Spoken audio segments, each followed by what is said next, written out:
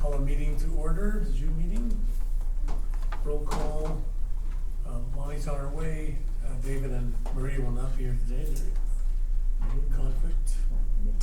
Call for a motion to approve the agenda as it is. Anybody who'd like Call to to? approve. Thank you. Second on the approving the agenda? Second. Thank you. Public invited to be heard? Oh, they're over here today. I'm supposed to spend that. Told you, you had to sit over here. She said, no. Anyway, welcome. Anything you'd like to throw at us this morning? Not yet, okay. Approval of previous month's minutes. Any changes as deletes? Let me pull it up real quick. I think we have one change.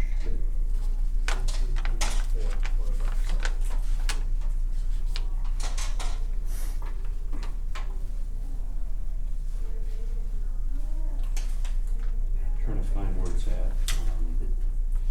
Well, two changes. So one is the presentation. It says June 30th, or well, actually, when this was done, it was still June 30th, I think, right? So that, but the other one was the proclamation. If I can find that.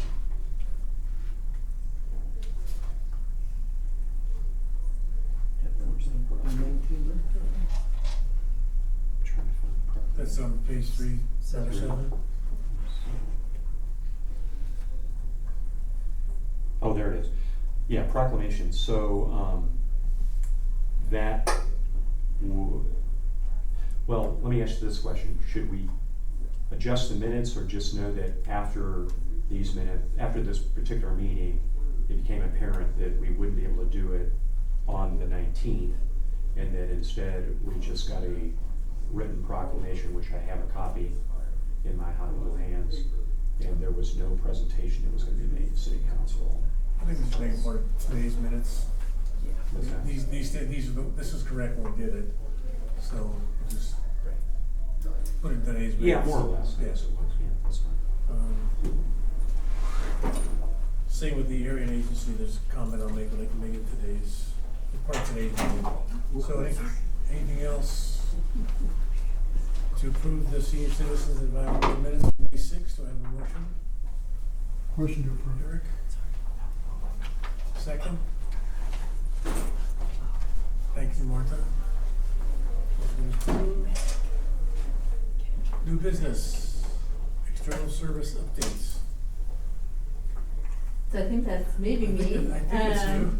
So I'm Jen. I'm Hey. one of the assistant city managers here at the city, and my portfolio is external services, which includes human services and senior services as part of that.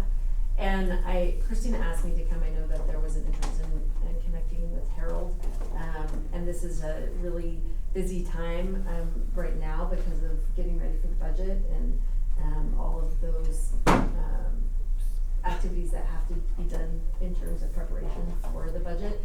So I thought I would give a little bit of information about where we are with that process, and then maybe there's some questions that you have. And can talk a little bit about what happened last night at City Council, because they were talking about the follow-up to the retreat, but also kind of the component of that had some level of boards and commissions. And Christina can help me with that because she was watching the meeting as well. So as I mentioned, it's a super busy time right now for the mostly the finance staff, but obviously the city manager as well. So all of the operational budget requests were finalized or put into the system and ranked by all of the assistant city managers. So all of the divisions gave their requested budget requests for the next year, and then all of the essentially the division managers, like Christina, ranked all of those, and then all of those came to me. So my portfolio is Parks, Recreation, Open Space, Library, Museum, Golf, Human Services, which is all of the human services, senior services, and youth and families, and the support that we do for nonprofits, and then facility maintenance, the airport, transportation, park, and planning and development services. I don't think I missed anybody. So then I rank all of those. And housing and community wellness. Housing and community wellness. So I rank all of those requests that we get, and then they go into the system that Harold sees. So what's happening right now is departments are have put all those requests in. The budget office is meeting right now to talk about the 2027 revenue estimate. So, you know, in terms of a city, we only have so much pie. That's the city budget that then we can allocate to all of the slices of the pie. And so that work is happening right now. What are those expected revenues to come in for the 2027 budget cycle? And it makes a difference for us about whether or not if there are dollars for new programs and new initiatives and that sort of thing. Earlier this year, all of the capital improvement projects were also put through the system, and not next week, but the week following, all of the departments will make presentations to the city manager, and we'll be looking at those capital improvement projects, but also the operational budget requests.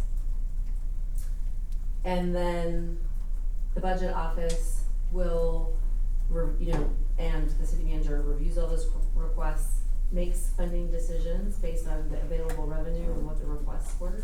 So it's looking at the whole city across every division.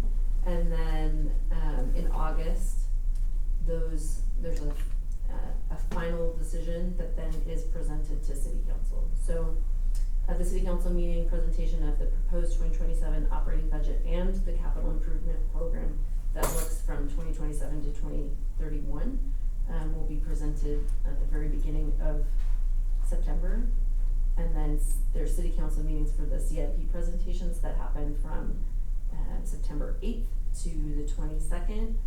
So they have kind of a band on this of when that happens. City council meeting on the 22nd of September is a budget presentation, public hearing on the proposed operating budget and CIP.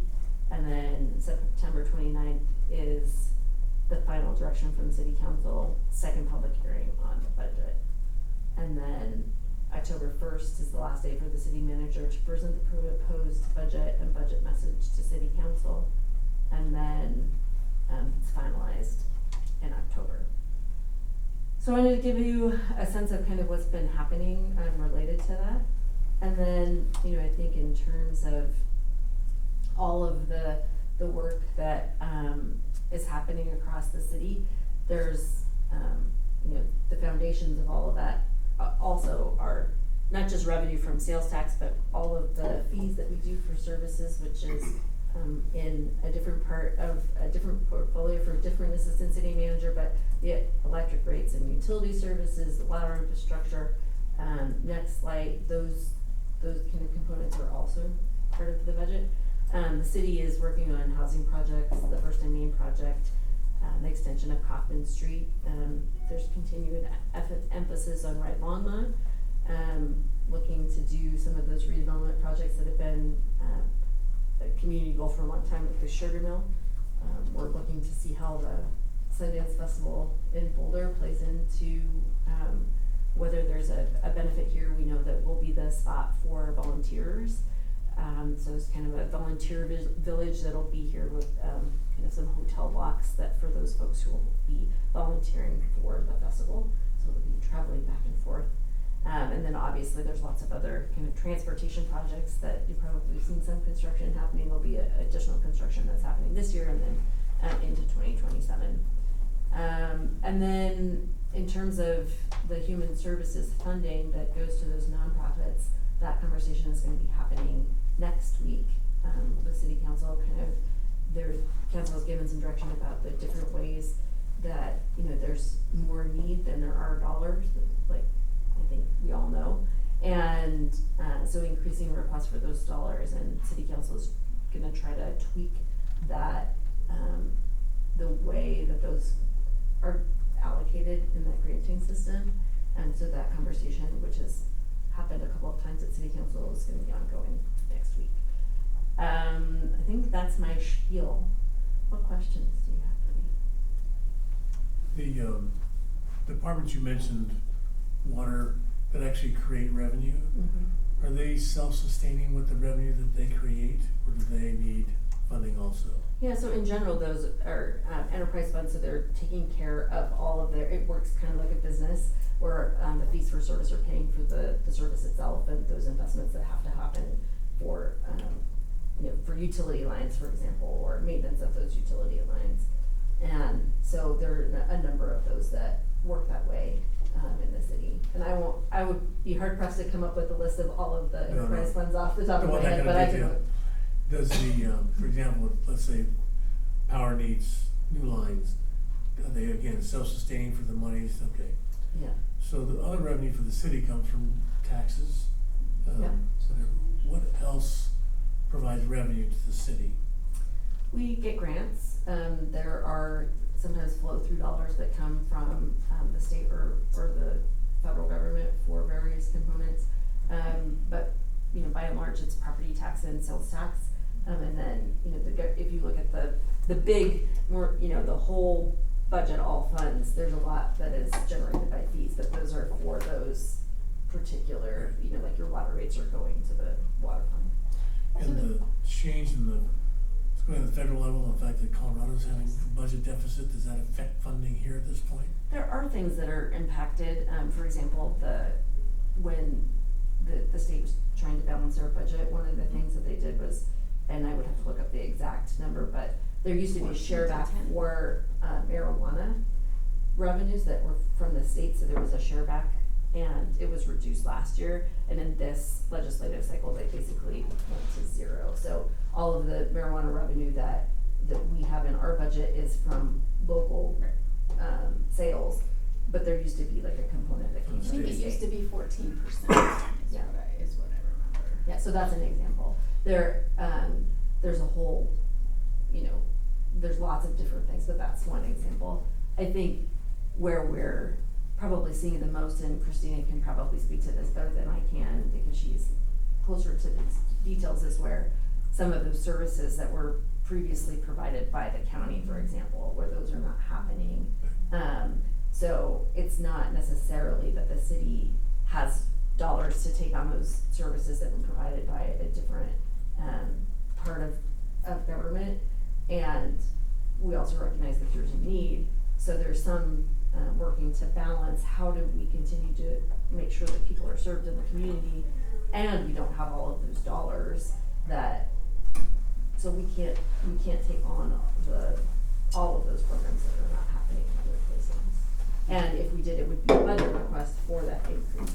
So the way that we do the budget is, essentially there's a base budget for operating, that is what was the base operating budget for last year, and then anything that's a cost increase is driven by inflation, for example. So it costs 5% more to have this particular service, that's a level 1 request. But anything else that's where we might be asking for dollars to provide another program that was provided by another agency before, that's a new level request. And all of those level 2 requests that would be ongoing are evaluated, and I think for the last couple of years, basically none of those level 2 requests were funded because there wasn't dollars to do it. I don't think we received, that we got any requests in our department last year because of the economy, the need, And so Ronnie works closely with the county, Hilda Samora Hirsch works closely with the county, and as they are going through layoffs, programs closing, shutting down after decades, staff here is working to make sure that we can use the resources that we have to serve Longmont community members. So that's kind of the dance that our division managers are doing right now. In terms of enterprise funds, I think somebody had a question about that. It's water, wastewater, stormwater, electric, and broadband are our 5 enterprise funds. Well, and did you say airport? And airports, Yeah. yes. So it's a that one's a little bit more complicated, but, Right. but the airport. But that's, as well. yeah, because there's six, if we include airports.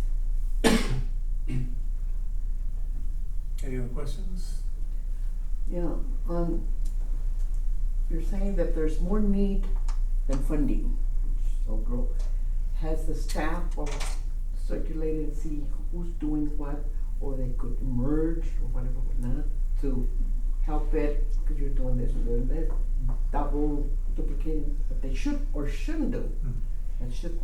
I think we're doing that a lot, for sure, and I think Christina is, I'll just toot her horn, she's the best at it. And she really has been looking at how can things be restructured with, and how do we work with other parts of the organization to make sure that we're providing the best service that we can.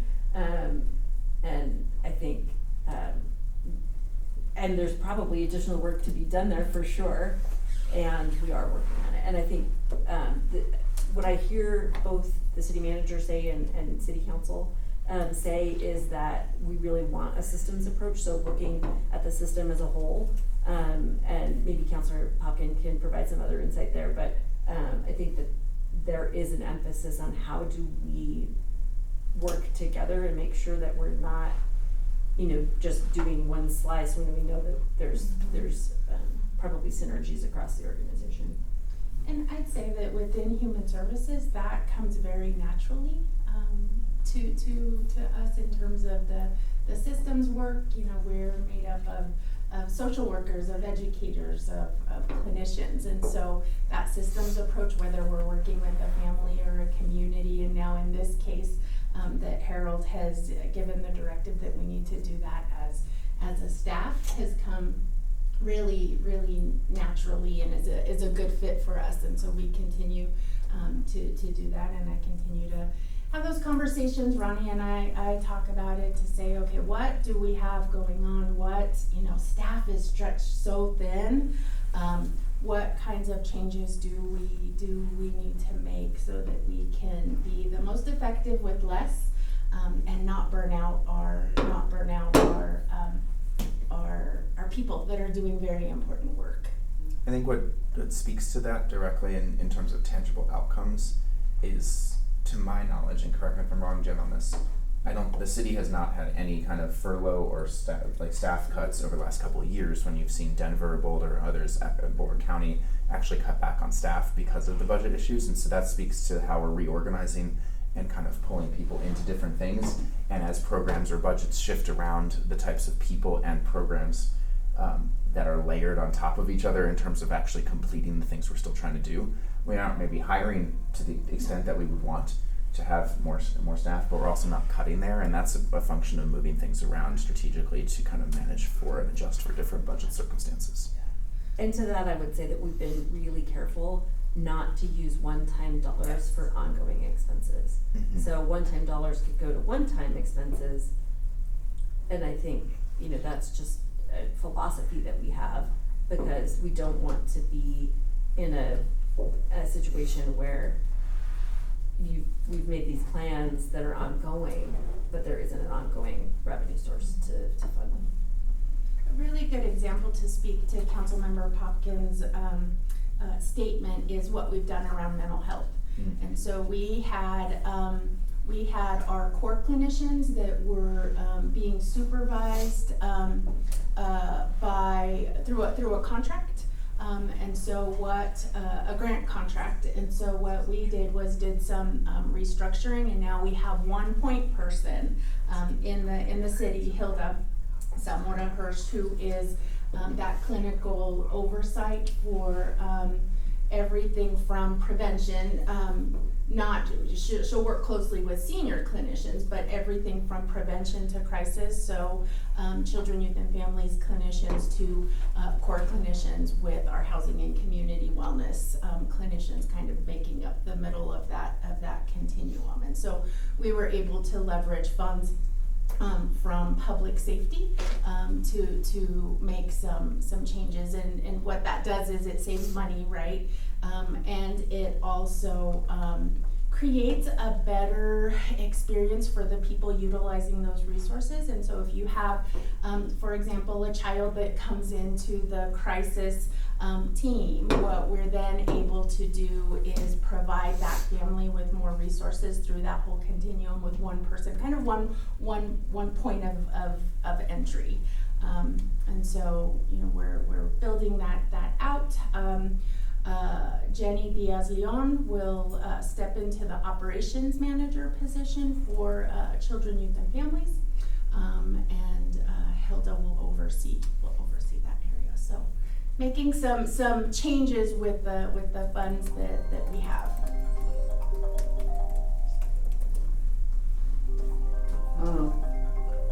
The people that are in jail or prison that have come out and have had a mental or brain injury, are those fall into that category?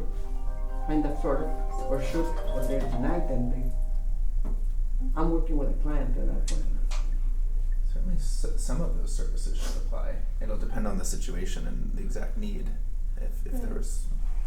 We put part of what we, one of the organizations that we fund is the Reentry Initiative.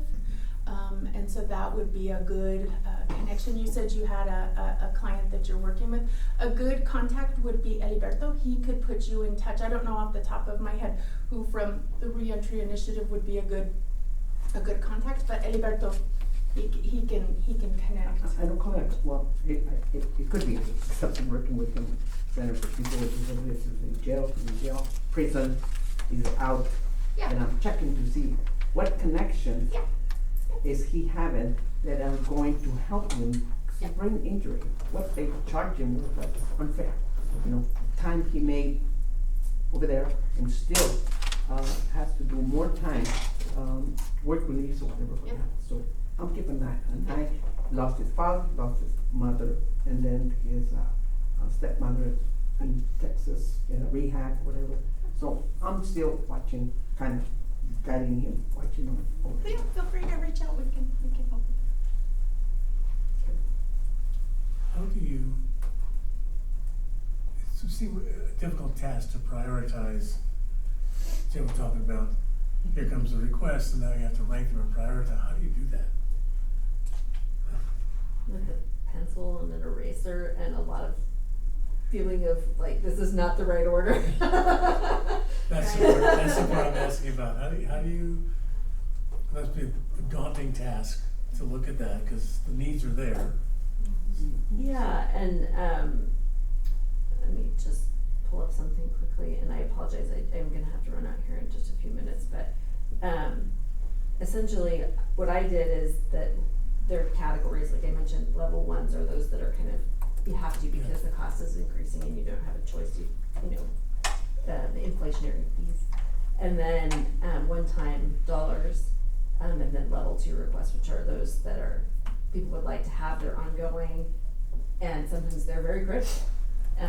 So for me, my general philosophy is that for the one times that I did big project support, critical operational items required for service, big plans, important operational items, and then other wishes.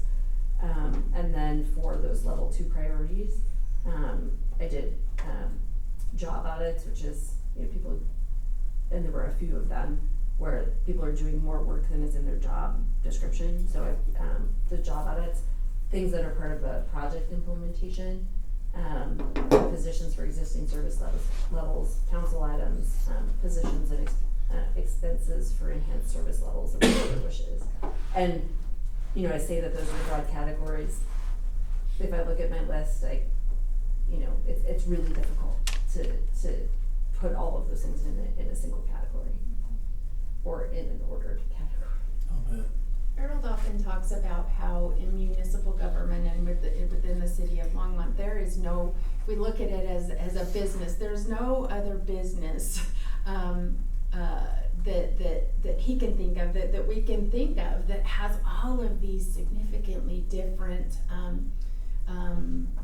focus areas. So you look at infrastructure, you look at public safety, you look at human services, and purchasing and procurement, like it is just so varied and so diverse that really is the challenge, right? And so having that systems approach and that systems thinking really helps to kind of create those connections to say, okay, if we move something here and we fund this, but we don't fund this, like what are those impacts? And it's a huge job. I'll bet. Any other questions? Thank you. That was wonderful. I'm gonna go make a phone call and then I'll be back. We'll save your seat. Everybody will take it. Thank you. Okay. I need to change the camera angle.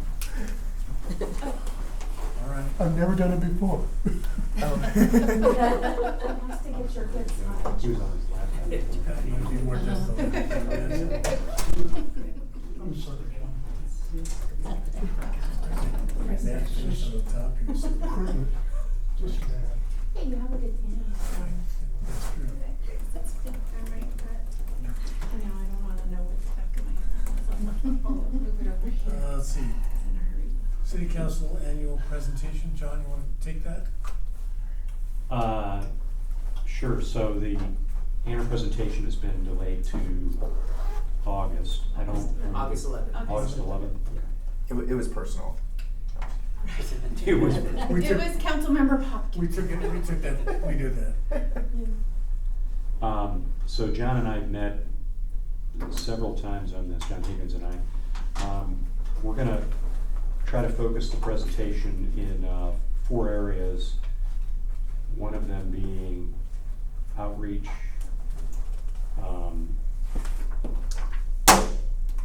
food security, so we'll do a recap on food security, where we're at with food security, what we've seen over the last year since the last time that we presented, any new initiatives along that line. This survey is gonna be very prominent. We feel very strongly, advise very strongly about doing a survey, a senior survey this year. Matthew and I talked a little bit about that. I know you have some ideas on that as well. And then outreach that's being spearheaded by Lonnie Dooley. There's Lonnie. Right there. Yeah, so we're gonna Back. Back. So we're gonna let me so we're gonna have outreach in there, talk about what we're doing with outreach.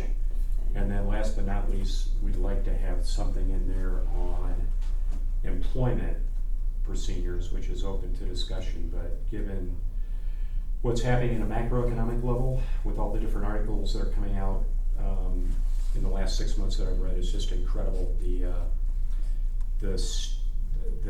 challenges that seniors face being on a fixed income. And there's really, if you look at it, there's only really 2 ways to address it. We either provide them more resources, right? Food security is certainly one of them, right? Housing, medical, on and on. Or seniors, a lot of them are going back to work, or they're working longer. So I think we need to explore how we might be able to help in that area. I'm not exactly sure what the outcome's gonna be, but that's one that I and several others feel very strongly about. So those are the 4 areas, and John, unless there was something on this. No, that was it.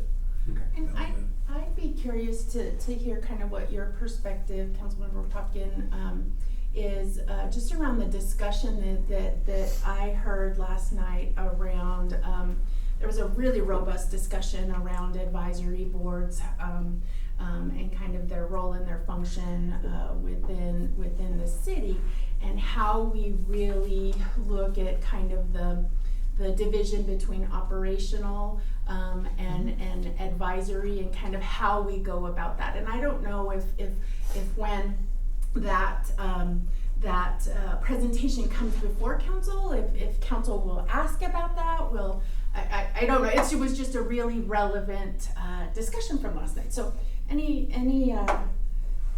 feedback or thoughts that you have about that? Yeah, thanks, Christina. If I was to look at the last 6 months of what council's been discussing on advisory boards, we've covered a lot of ground in a lot of different boards. I think a lot of it came from some boards were created for different purposes or in a different era of the city and city needs. And so we're working to consolidate a few and change the focus. We're likely going to be creating a new board that was discussed last night in much more detail for emerging technologies, so Technology Policy Advisory Board. That I think has substantial support for council, so I don't think I'm getting ahead of my skis here. So that will be focused on some of the more novel technologies, cameras, autonomous vehicles, data storage, all of that. Kind of what does that look like in our community? So that's serving a different purpose. But the broader conversation was, what's the function our boards are serving, and are they empowered to do the things that are most helpful for council? And in what situations, when there was I think some of the tension that has arisen previously with a few boards, and I'm not going to name names or boards in this case, but was when there was a clash between the direction from a board to staff on an operational level versus their original intent, which is to advise council on a policy level. And policy and operations do get blended at a certain point. And so that's a tough nut to crack, and we've been trying to wrestle with that a little bit more and figure out kind of what are the clear swim lanes that we want to have, and what are the clear roles, and in what cases do we want the board to just come to council, for council then say, okay, this is what we're hearing from the boards, and let's make sure this aligns with our priorities, and then direct the board to officially do this. That gives staff clarity, that gives the board a clear swim lane, and I think it's just a little bit more of an active management of our boards. But what was I think a really helpful conversation to have last night was, and particularly relevant, I think, for this group. You're not special, but like They're special. you're not unique here in this. Like, this is not a problem we're solving for you. But what was I think really clarifying was that we do want to hear from boards on what are things that maybe the council isn't thinking about right now, but is important to the board and to the community, the part of the community or the topic area that the board is focused on. We are 7 people, we can't follow everything in the world, and you are more people, and part of the goal of focused advisory boards is to advise us on things. We don't want boards to get out of their swim lane and start asking staff to do a bunch of things before we've kind of said, hey, this does align with kind of the priorities, directions, the budget and staff capacity that we have. But I think there is an appetite, and let me know if you heard something different, but I think there's an appetite to hear on a focused basis what are a few things that the board would really appreciate if council said, you know what, that we agree, this is important, thank you for bringing this to our attention. So I think in those situations, I don't want to put an exact number on it, but we were saying, like, the Transportation Advisory Board, for instance, which I also am the liaison for, I use them as an example because I think they're a very clear example where they have a very focused mandate on kind of the capital transportation projects and some of the transportation policies that go through them, but they also host 2 study sessions a year on topics that the board determines. It says, hey, now, and those topics somewhat have to be relevant to broader council priorities, but they can be subsets, they can go a deeper dive into something, and then that allows them to better advise us on kind of the broader policy implications of that. Planning and Zoning Commission does a similar thing on an ad hoc basis for limited types of issues that came up, drive-throughs in our city, for instance, bike parking, so those kinds of things. So I think trying to extend those approaches to some other boards and say, hey, we actually do want to hear from you on a few focused topics as you think that is appropriate, I think feeds into this council presentation here as well, and just the broader efforts that the board is working on as you learn more about the community that you're trying to advise us on and that you're a part of. Let us know, hey, this is a gap in the system, or this is something that we think isn't prioritized and should be. If you tell us 10 things, we'll probably say, okay, let's figure out what are the highest priorities here, or what aligns with some of the other things we're trying to do. But if you say, hey, these are the 2 things, last year was a great example. This board brought food security to the table, pardon the pun there, and said, you know what, this is something we're hearing from our community. This is something we're actively volunteering to help with for certain events, and we think council should make this more of a priority. It was one thing, it wasn't a litany of different things. You said, hey, you know what, we aren't thinking about this in the way that we should be. And I think that was a really good example coming from this board of a space where, we didn't direct you to look into food security at the time, that led to this, but from your understanding of the community's needs and from your understanding of what you were hearing, you said, you know what, we want to bring this to your attention. So I think that we're trying to encourage and just figure out what's the right delineation between directing Christina, Jen, and Ronnie and others to operationalize something immediately versus thinking about this at the policy level and then how that trickles down. I think one of the challenges that I see is that, 28% of seniors use the senior center, right? So there are things that we do in advising and working with Ronnie and others, right, relative to senior center what the senior center does. But 73% of seniors in our community do not use the senior center. So things like survey, right? We want to hear from every senior in Longmont about what their needs are, not just the people that currently use the senior center and what they'd like to see more in the senior center, right? And if you look at our charter, even if you look at section 1 of our charter, we advise the council. The section 1 doesn't even mention the senior center, right? It mentions things like matters of particular concern impacting senior citizen community of Longmont. So there are things that, like the survey, I keep bringing that up, is, that I think we have to understand what the broader senior citizen community of Longmont, what their needs are, what their desires are, how they feel they're being looked at today and serviced today. And it may go beyond what's currently being done with the senior center, or what the senior center even has the capacity to do. Right, that is a really good, you read my mind. Talk about that. No, that's that systems approach. That's the systems absolutely, approach, right. Information that is relevant that we do need to know, right? But with that information, what effect does that cause, right? When we're looking at budget, we're hearing all these constraints everywhere.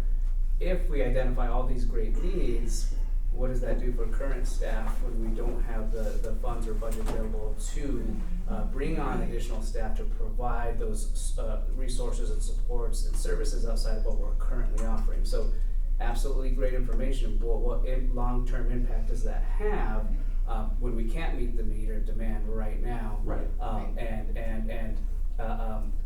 Remedy those concerns, those recommendations, the wish list too. Right. I want to be careful with that data. The 28%. That was from a 2022. I think 2022. June of 24 is when it was published. It was published, but it was for the year before. Yeah. So 2023 data. So that is 4 years old. It was a Bolton County assessment. So that wasn't a Longmont specific. So another reason why we need to hear specifically from Longmont residents. Yeah. But I don't want to hang our hat on that only 28% use the senior center, because right now our parking lot's jam packed. Oh, no. Our And that's- participation increases. Yeah, and you may be programs grow. misinterpreting what I'm saying. What Oh, no. I'm saying is, I'm not even suggesting that the senior center take on more responsibility relative to whatever it is, say 70% of seniors that don't use the senior center and may never want to use the senior center, right? You can't. Right. You can bring a horse to water, you can't make them drink. Right. But I think we're in a unique position here as a board because we do represent a segment of the population of Longmont. It's not like transportation, where everybody has to have transportation, right? We represent a subset of the city of Longmont. But in gathering data, what we may find is that maybe some of these needs that they have could be addressed by the senior center, but there may be other needs that have nothing to do with the senior center.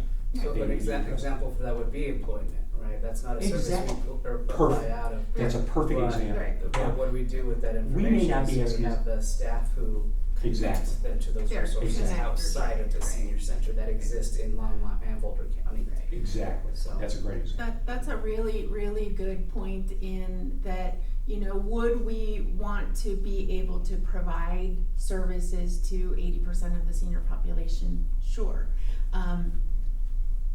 Having the resources needed. And so as this board talks about, doing outreach and getting more people in the door, I would challenge you all to think about what the impact would be to service levels to customers, if we all of a sudden have a surgence of, you know, double the population that we see, what that customer experience might be, and how do we pace that outreach and that information gathering with being able to leverage and to get more service providers in the door, more resource specialists, more recreational opportunities, a bigger building. Like, I think that is really where we all need to Yeah. work I think together.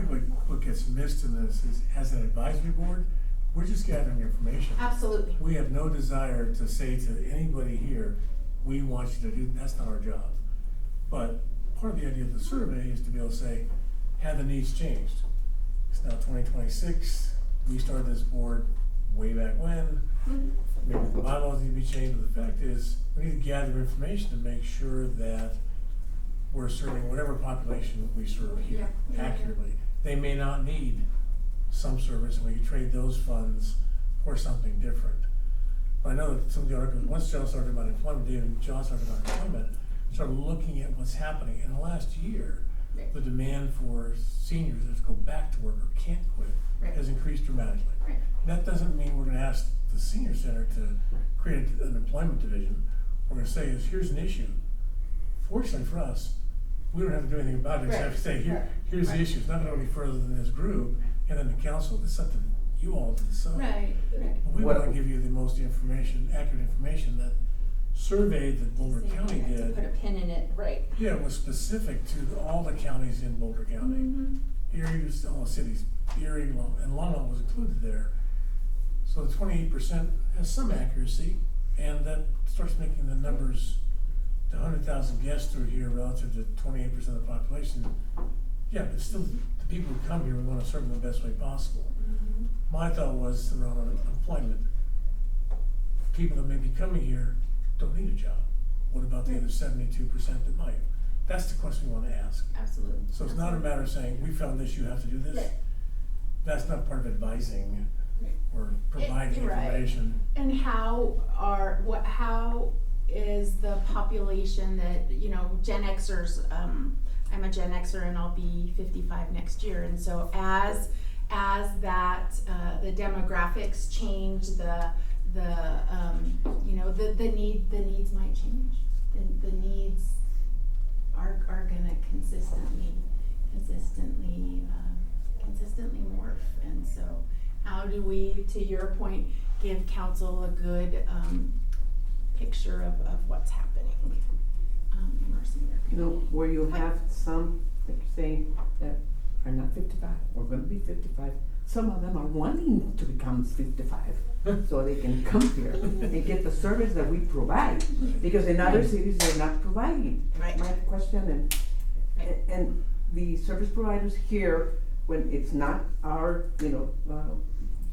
thought that we need to help them, then we need to be acknowledged of the outside providers. So we Absolutely. can bounce it, ese es tuyo, este pa' allá, este pa' aquí.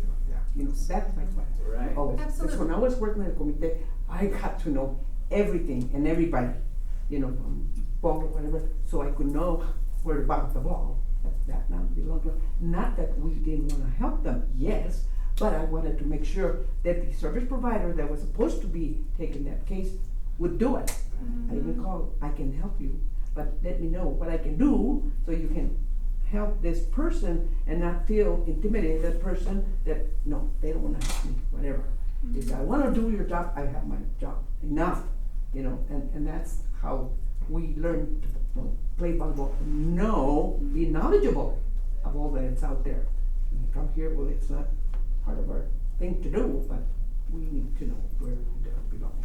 So, one example is, that, I was thinking is, Friends has this list for the Chamber of Commerce, as an example. So, there are Chamber of Commerce networking events that Friends are gonna go to. They have you're going there, I would take it primarily for, potential, fundraising opportunities, I think is. It's multiple, but that's one of them. Yeah. For the John and I talked about piggybacking onto some of those Sam's Club, Costco as an example, to find out what their employment situation is and see if we can advocate to those employers to more strongly consider seniors when they're looking for employment, to try to see how they could employ more seniors in their operation. The other thing that you know, where we can leverage, and when you talk about that systems approach, the other thing that we can look at and leverage what Children, Youth and Families is doing, and I think Jenny is coming next month. Hopefully July? next month, yeah. In July to talk about the early childhood work, and the article that you shared, John, and that Dave shared about the early childhood corps, about seniors getting into the early childhood career, the early childhood field after retirement. We have a shortage of early childhood providers. We have, we're expanding, we're trying to expand slots in Longmont, where we have Ascent at Hover Crossing, where we have co-located early childhood, and what they lack is providers. And so I think that is a good idea, a good example of kind of mission alignment. And so we have seniors that need work. Maybe they don't want to work full time. Maybe they, you know, how can we kind of bring those two efforts along? So Jenny can provide more of an overview of what that framework looks like, and kind of what she's been doing in the community, and that could potentially be an area that would be appealing to seniors to kind of step into that world. Couple questions here. So we started today talking about, well, we started today when I walked in, talking about the budget and kind of the limitations there. A budget is probably the best indication of our priorities, right? If you're not putting funding somewhere, it's just a lofty goal. Budget reflects priorities. Priorities reflect what we understand about our community, and in terms of, and that is a combination of data inputs, our lived experience, our personal and professional experience in our community, and that all trickles up to inform the priorities that then, in theory, if done well, should inform our budget and staffing. John, is your, like, can you, I guess both Johns, can you walk me through like what types of data or inputs you're really hoping to get from some kind of broader survey of the senior citizen community? And I ask this because, and I was literally just texting Sandy this just to understand the timing. The city is going through a broader Longmont community survey process. We just looked at a draft of that last week. And I'm wondering, as we think about some synergy here, depending on the exact questions you're trying to ask, we already have a demographic section, so we'd be able to pull out data from just 55 and up. We'll be asking 50, like, just, obviously we're not asking just demographics in the survey. We have substantive questions there too, but we would be getting data 55 to 64 years, 65 to 74, and 75 and over, based on the current structure of this too. So I'm just wondering if there are maybe a couple tweaks we can make in that, if that would be relevant here to informing the information that comes to this group. We might be able to feed two birds with one stone here. It's a less violent analogy. Difficult to answer your question because Dave Brennan would have been, because when I met with Dave yesterday, and he had some questions sketched out that he thought would be appropriate, but he didn't share. I mean, he shared a little bit with me, but he was planning to be here today and couldn't. Okay. So maybe we can probably chat for today. I think that, and then also connecting with Ronnie to see what data he has and what questions in terms of fidelity that we have asked in the past, Sure. so that we can have a baseline and a good comparison of, you know, this is what we heard. And when did you start? 24? 22. I think both would 22. be helpful. Yeah, Both would be 22. helpful inputs Times here. 22 and yeah. I'm going to see if I can just get a sense of timing on that, because there might be a situation where the council presentation is actually going to be too late for when this would go out, and I can just take those inputs back from this board, and maybe we just have a, if it's Well, sooner. from a demographic standpoint, having it start at 55, I think is more representative because the Boulder study, for example, starts at 60. And other ones say you're a senior at this age. So if we look at the population 55 on up to wherever, Yeah. it becomes almost 30% of the existing population is that age group. I think it's, and the 55s, believe it or not, are getting older. So Is that how time works? Sorry, Yeah. And that really ties into kind of what Ronnie has done in his tenure here in terms of looking at, okay, if we want to appeal to younger seniors who are still working, what do we need to do to make that happen? Okay, somebody like me who is still working probably can't come during the day to get resources, to get peer support, to get any of those services. And so Ronnie's done a really good job of saying, okay, let's look at expanding those evening hours, and really looking at different ways to do business. And so I think that aligns well. Well, and I think that, again, demographically, 55 sounds like a Yes. great age group. Yeah. The other thing is, when Dave Brennan, then chair, said, what else are we gonna look at? Food security came up. Nobody had any idea that there was an issue and we found out it's quite an issue, and it's growing. Now, John and I both attend Friends meetings, and what's come up there is the increase in last resort funding. And that is an aptly named group, last resort. People come there because they have no place else to go. And that's become an issue around housing, things like that. Price of housing is going up. So I think if we could sit down with Dave, Ronnie, John, myself, whoever, to say, here's the 4 issues we talked about, one include the survey. How do we make sure we have a balanced approach? Again, it was very clear to me early on, if we're gonna suggest something, for example, like food security, Ronnie's point was, shouldn't have any impact on staff, which I agree. And it should be sustainable. If the board changes over, who's gonna do it? So that's always been our approach, and that's the approach we've followed going forward. We wanna make sure we're addressing needs of seniors without we've been asking for 1 or 2 staff members for several years now. We keep getting told, ain't gonna happen, okay. So we as an advisory board can suggest and find volunteers. We don't wanna impact staff, don't wanna do that. But we do wanna impact seniors, whatever that means. So the survey was a way of looking at the goals, staffing, funding, Yep. whatever.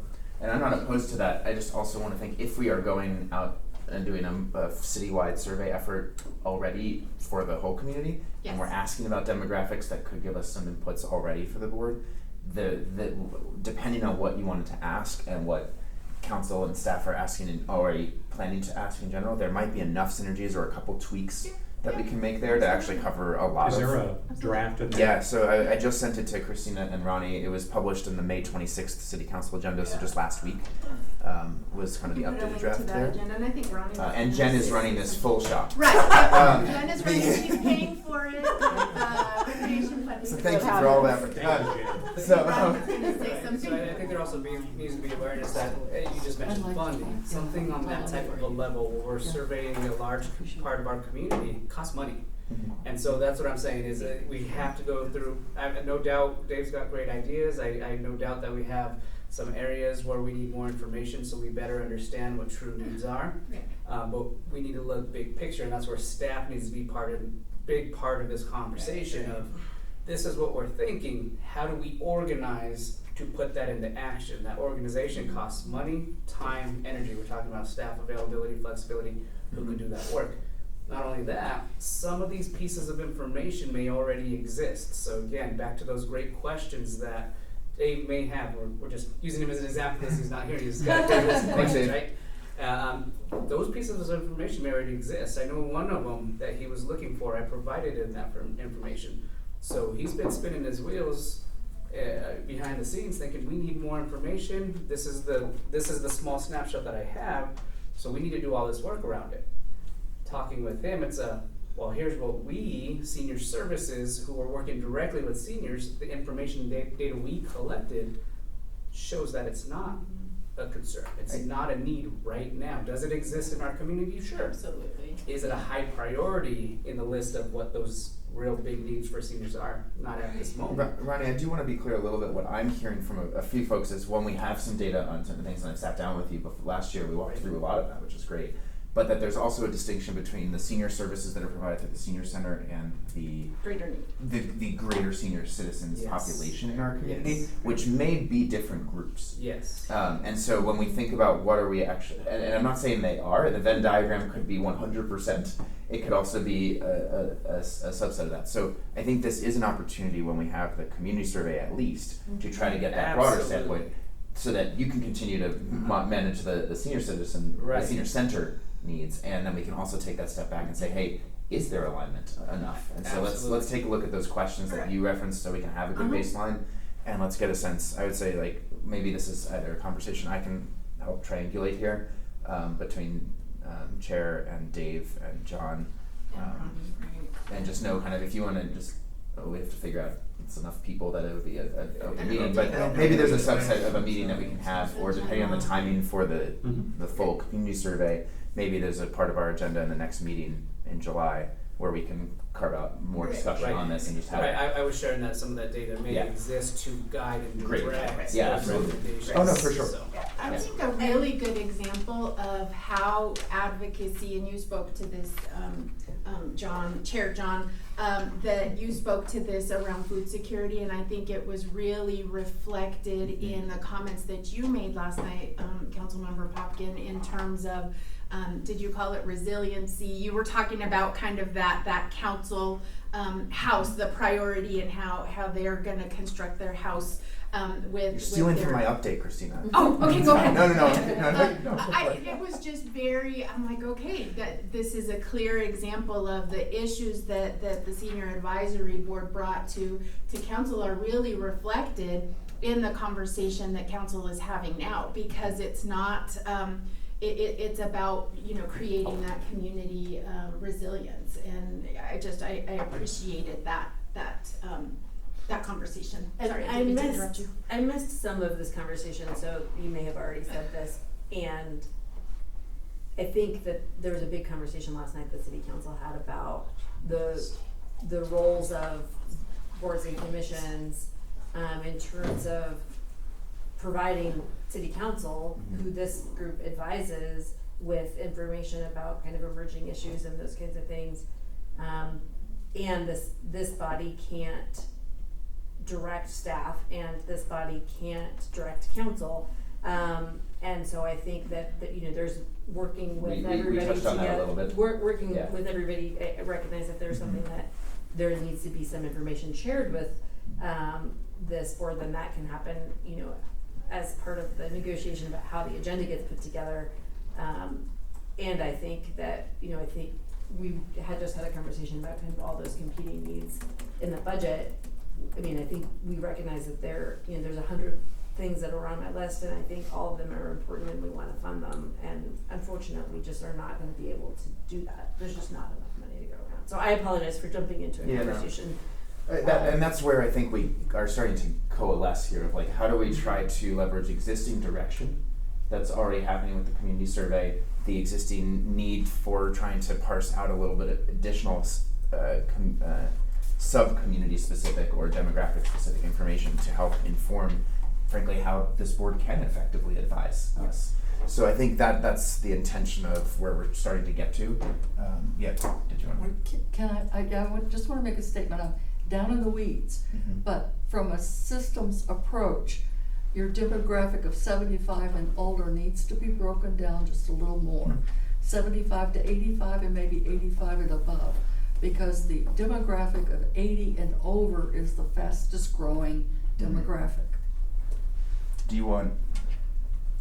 And the needs are different between people who are 75 and 85 and then 85 and above. Just to clarify on that, so you said the needs of people 80 and over are changing, but you want, like, do we want to align with 80 and The needs for people up? who are 85 and older change dramatically from people who are 75.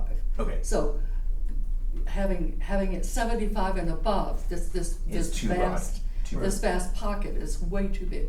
The Boulder survey, That's the last category is 80 plus. Yeah. And that's the fastest growing demographic. And that's the at this fastest point. growing demographic. It's Because I expected think to if you grow go by 75 to 85, you might, that's where people start aging the most rapidly, and then 85 and above, that's great feedback, thank you. Yeah. I can send you that study if you haven't seen it, and it's very specific that it used to be an expected growth 80 plus at 220%. Now it's down to 157% of growth Mhm. in that age, 80 and above. So I'm hearing two numbers here, and I want to just get a quick pulse check on the whole board. Like, does everyone generally feel like that breaking that down further, as there was a suggestion here, makes sense? Yes, and that's 80 and above be the, not 75 and above. Right. So do we want to? Is it 80 and above or 85 and above that we want to kind of? I would go for 85 and above, but Only- I'm not on the board. Well, only because we have some statistics, Mhm. 80 plus is the number that Boulder. So that would give us a more consistent Put a line baseline. with Boulder now. Yeah, if you wanna line So with you can that, yeah. compare to that Okay. demographic and their information. Let me. All right. We'll work on that. So when is the survey going out? I'm trying to get the details on that. I texted Sandy. Jen, do you know when the community survey is planning to go out? I don't know. We just saw a draft of it last week, so I don't think it's going out. Like, I hope, hopefully we can get one more meeting in here for it. Does it go up June, July?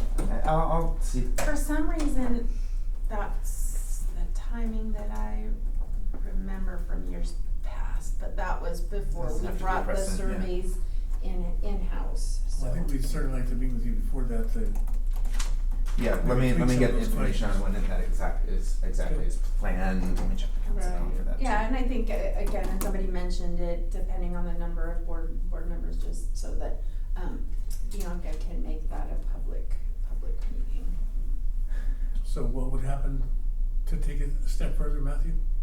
I'm looking into that. Okay. Let me just get some information on kind of what the And you process is. provided us with some dates that you're available to me, I don't Oh, know if that's for- coming up, yeah, so maybe we could, depending on what we hear from Sandy, Ronnie has those dates and could work Mhm. pulling a group together, and then depending on how many people are available, then post it. Lynn Yormy said that they're prepping for a launch in 3 weeks. Not completely locked in due to printing uncertainty, but definitely before the end of the month. So it wasn't far off, so June, July, yeah. Okay. That's a short order. Short order. Let Lynn me- is, yeah, she's wonderful to work with, so. Yeah. So maybe the next steps, Thanks, Jen. Ronnie, if you'll look at the email from Councilmember Popkin providing some of those dates. And then who from this board should he include in that meeting? We can wait for. And follow up with staff to kind of, an Yes. opportunity for us, for a community survey to see what is it we as a staff need to collect from the Right. community as well to better support Right. our services and drive the direction of Yeah. the services we're providing. Yeah, and that'll save senior services some money. Yeah, this is an interesting one because I would really like to make sure that we're pulling in some of this input, and I think from what I've heard from other council members too, I think that would be valued. This board in particular, there are a couple boards perhaps, and this one of the few You've that I bragged on this board. Of the few that I'm the liaison to, this one probably makes the most sense to help inform some of the questions there. Recognizing we're trying to balance for breadth of questions asked versus depth of questions asked and the time that it takes to complete the survey so we can get enough data from people. So it's you could probably have 10 people fight over every single question as to whether it's a priority or not. Council has given a fair amount of direction already on what is, but if there are some adjustments or refinements that would get at like the demographic suggestion there, I'm already looking at a couple things. I'm like, we had a question on food and cost already, but it also included hygiene products, and I'm wondering if we wanted to separate those out. Like things, some of the things like that, just so we can get a little bit more granular information on that helps give us a little bit more guidance. That's what I'm thinking about right now, and this is a board that really knows us almost a third of our community. Like that is, Yes, at 55 and over is 30%. yeah. Okay. Let me take these inputs right now and talk with staff about this, Great. so that we can follow that. John and Dave, if there's inputs that you wanted to send to Ronnie of like the questions, and then we can just have that to discuss and see. I think that, or anyone from the board, frankly, if you guys have, can we get the current draft of the survey that I sent just to the board, Yeah, absolutely. So it's also public on the agenda portal, but Yeah, I know. if we can just send that out so they can see kind of what's currently being asked, that would be useful and timely feedback. I think the challenge is we may be able to influence the survey, the community-wide survey, and get a few senior-related Mhm. questions on there. But my concern would be that we don't have really what we want, the breadth of what we want Sure. for a senior survey. And I think that's then a separate stage from there in some ways. Like I'd rather deal with what we can is What we can immediately get. moving and we know is moving right now. Understand. And then perhaps based on what we learn from that, it might even inform Yeah. further what we would Yeah. want to do. Yeah. So now we're hearing it's like 3 weeks and it's gonna go out. What's the turnaround time then? Do you have any idea? Goes out in 3 weeks, comes back in, results in, I'm not certain. That I don't know, but we can look into that. And what are the mechanisms to respond to the survey? Is it, How is it going out? yeah. We're exclusively tweeting it. There's It's a not robot. apps. We have a lot of different ways of engaging with people on this. let and me so- turn this off for a second. No, we have a lot of different There's ways that we're going to be lots working of on that, and, different- and it's yeah. meant to try to hit people in different places, and have as accessible of an outreach as possible.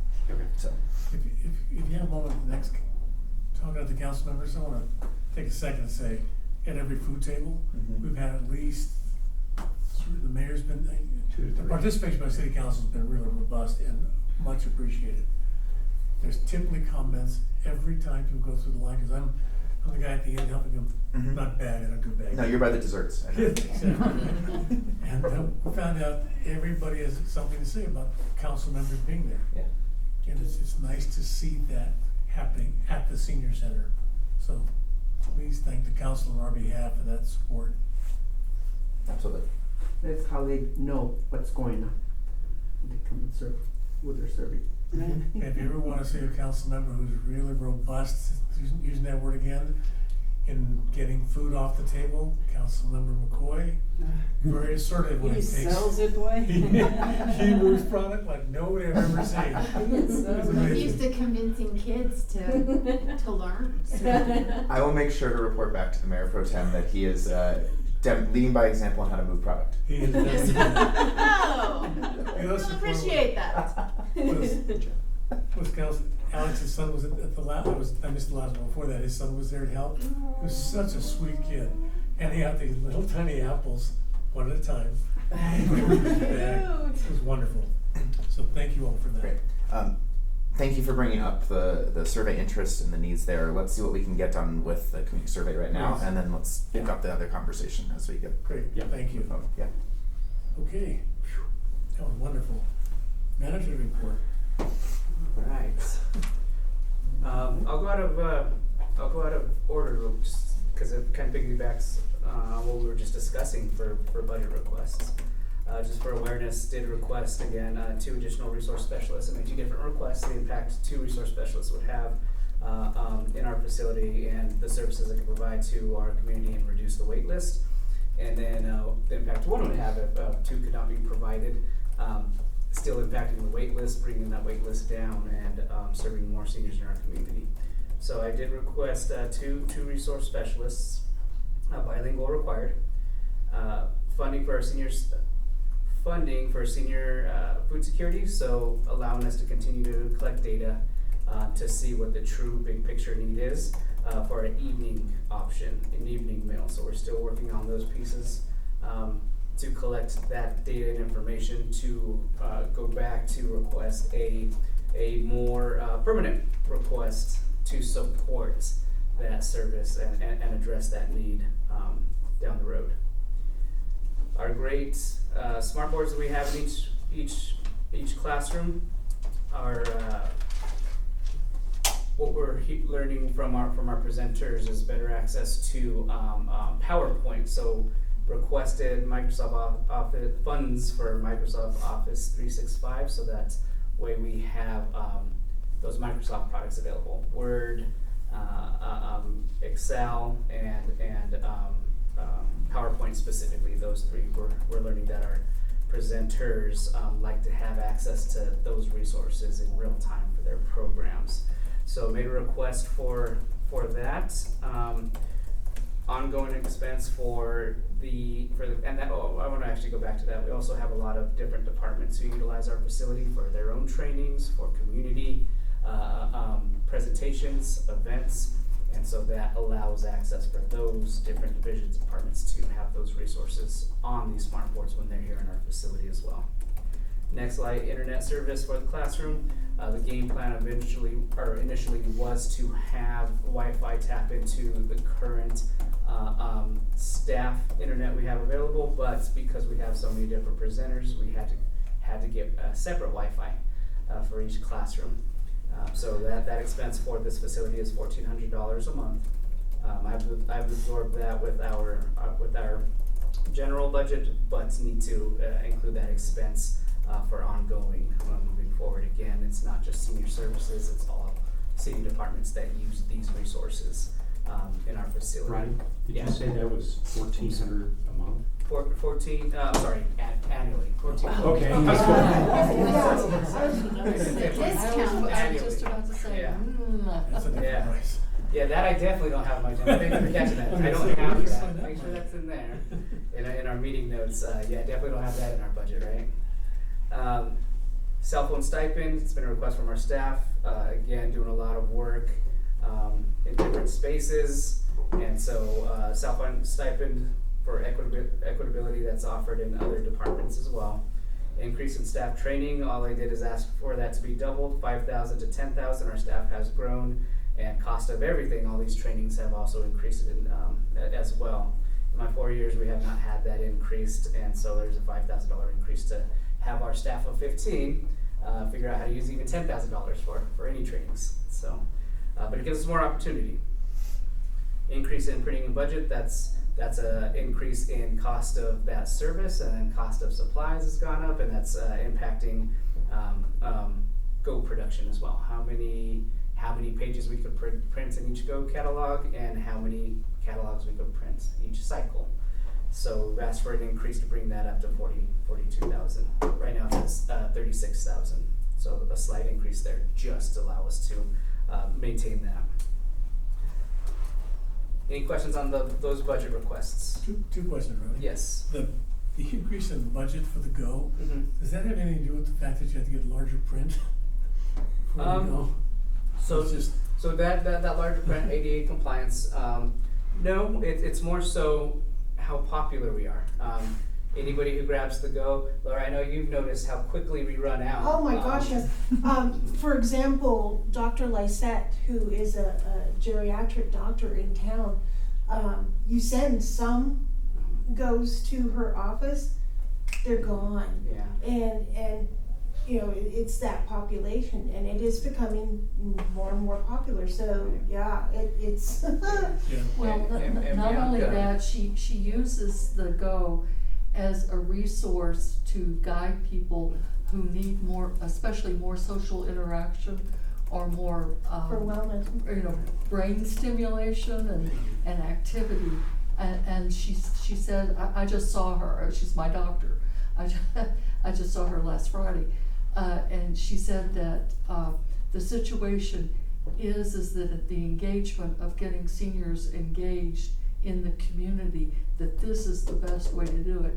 And she's actually visited the senior center incognito That's good. just to check it out so she Right. can recommend it. And then data supports, Yeah. we have more coming in, new clients, new participants. Absolutely, And right. the amount of visits Right. they have into our facility continue to increase. This last year was over 10,000 more visits from our seniors. You know, we teach Yeah, a that's- class Mhm. here and have for the last 3 years, but previously Bobby taught it since 2016. And we have been seeing new people come in an increasing We had 4 amount. new people in our That class. speaks Yeah. volumes Just to your yesterday. presentations as well, for your class. And to that point too, we went, the friends went to a recent Rotary meeting in Niwot, and they specifically asked us to bring Go magazines for them to distribute to members.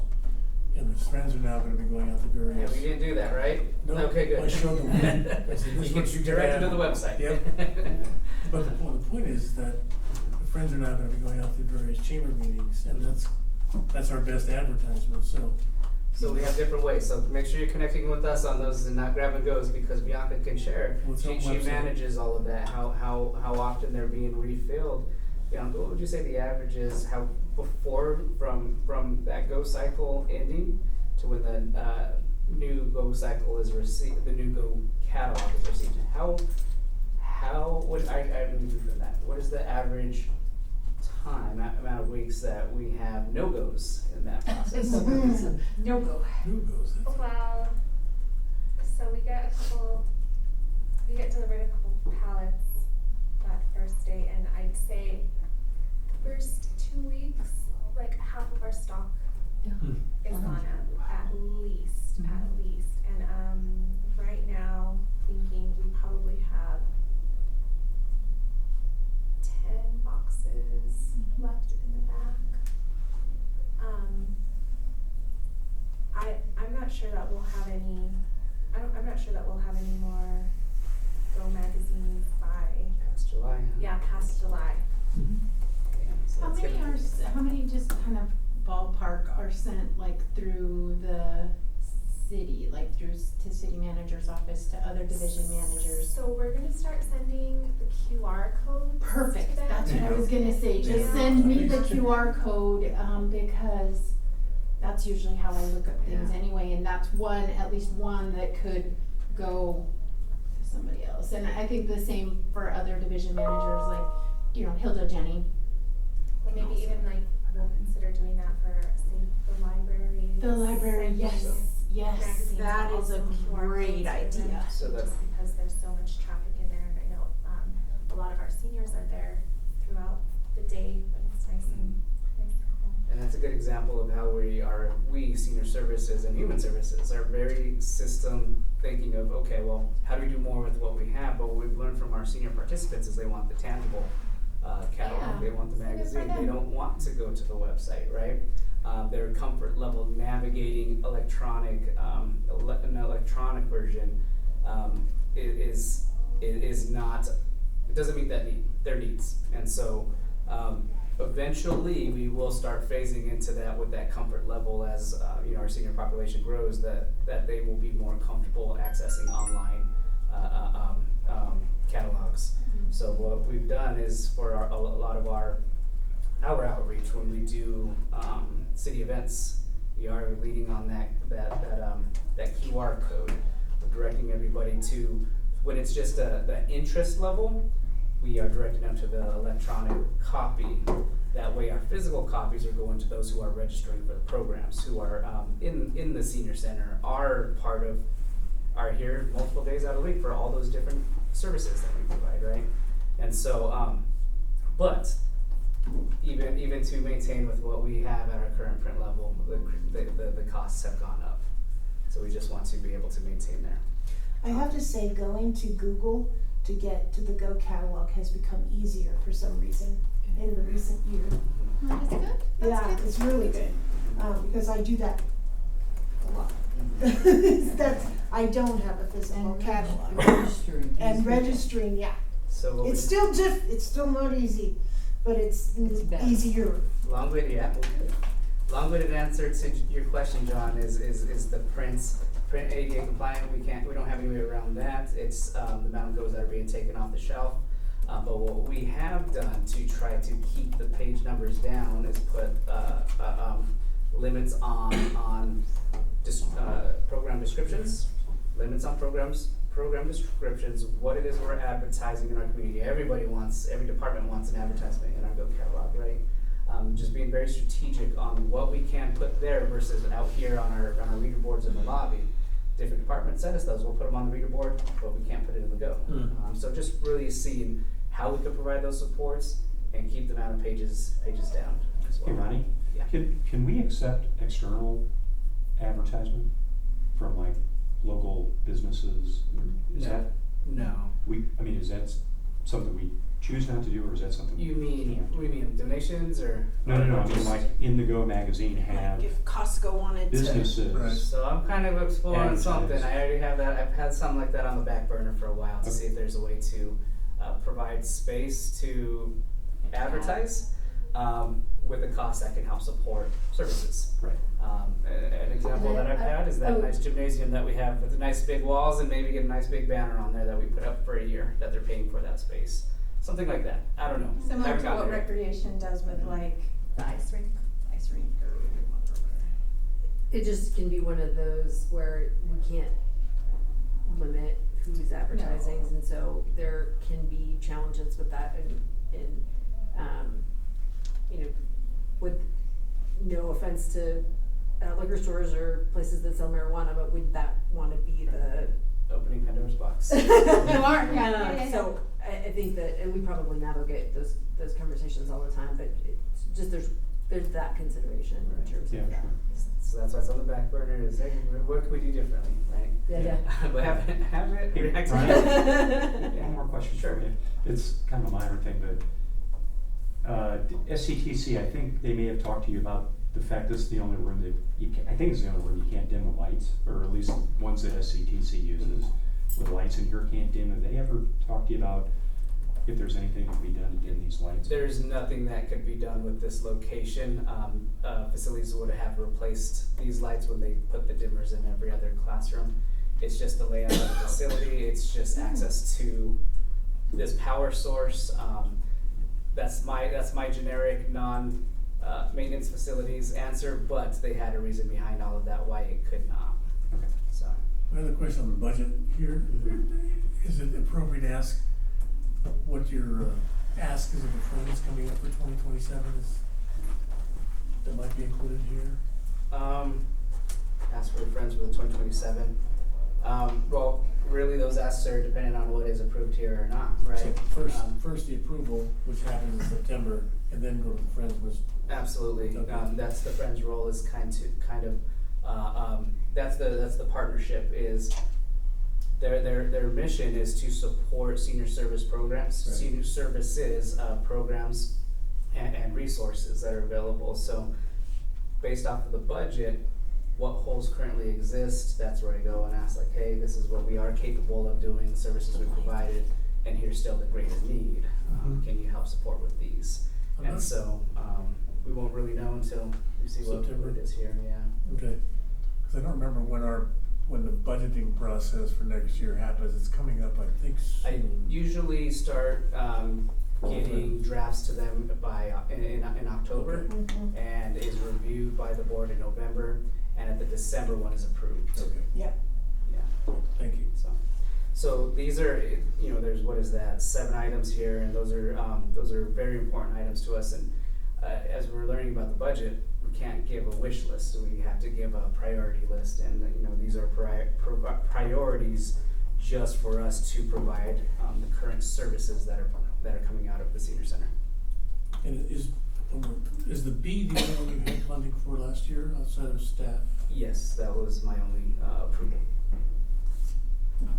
Which was an important one, but it was the only one to your question. Any more questions? I'll go back to the top now. So training for new technology. Speaking of our new technology, we just had a training for our instructors, group facilitators, and city staff. As mentioned, out of our facility, a lot of different departments and divisions utilize our classrooms for community events, community presentations, and staff trainings as well. And so what we did is invited everybody, sent it out to all of our partners to come to this training. It was about an hour and a half. We brought in CCS, the company that installed these smart boards, and just did a all-around training on everything from how to turn it on, how to turn it off, but Those are really, important. right? That's a big thing. But really navigating the resources that can elevate our programs and presentations for our group instructors and facilitators. An opportunity to learn how to all the dual functions. So you can pull up your presentation. You can also do a split screen for your presentation, If there's a video attached to it, you can have a video going on the other side, you can have a whiteboard on the other side, you can toggle between full screens, and most importantly, how to navigate hybrid options. This is something that is so important for our facilitators to learn is that functionality, because what it allows us to do in this space specifically, our capacity, I think it's 30 seats if we only had chairs. With tables, it's around 20 max. Those with a popular program, that fills up very quickly. And so what it allows our group facilitators and instructors to do is provide that hybrid option. So instead of capping it at 20, and saying, oh, sorry, 15 people on the wait list, better luck next time, right? And then maybe next go cycle, they can log into that program and attend virtually. And so we have a lot of our facilitators who are utilizing that option to broadcast the program, the presentation. What that functionality does, it allows those visiting or attending virtually to see the PowerPoint, but also see everybody in attendance. If there's a group discussion, they could be a part of it. This board had a good chance of seeing what that was like when we had our presentation last month, when we had, and I just blanked her name, from transportation come visit, and she visited Cami, virtually. It wasn't Cami, it was Kaylee. Kaylee. And Kaylee, it was a great example for us to see how well she could hear everybody in the room. Everybody could see her presentation, everybody can see and hear her on the other side as well.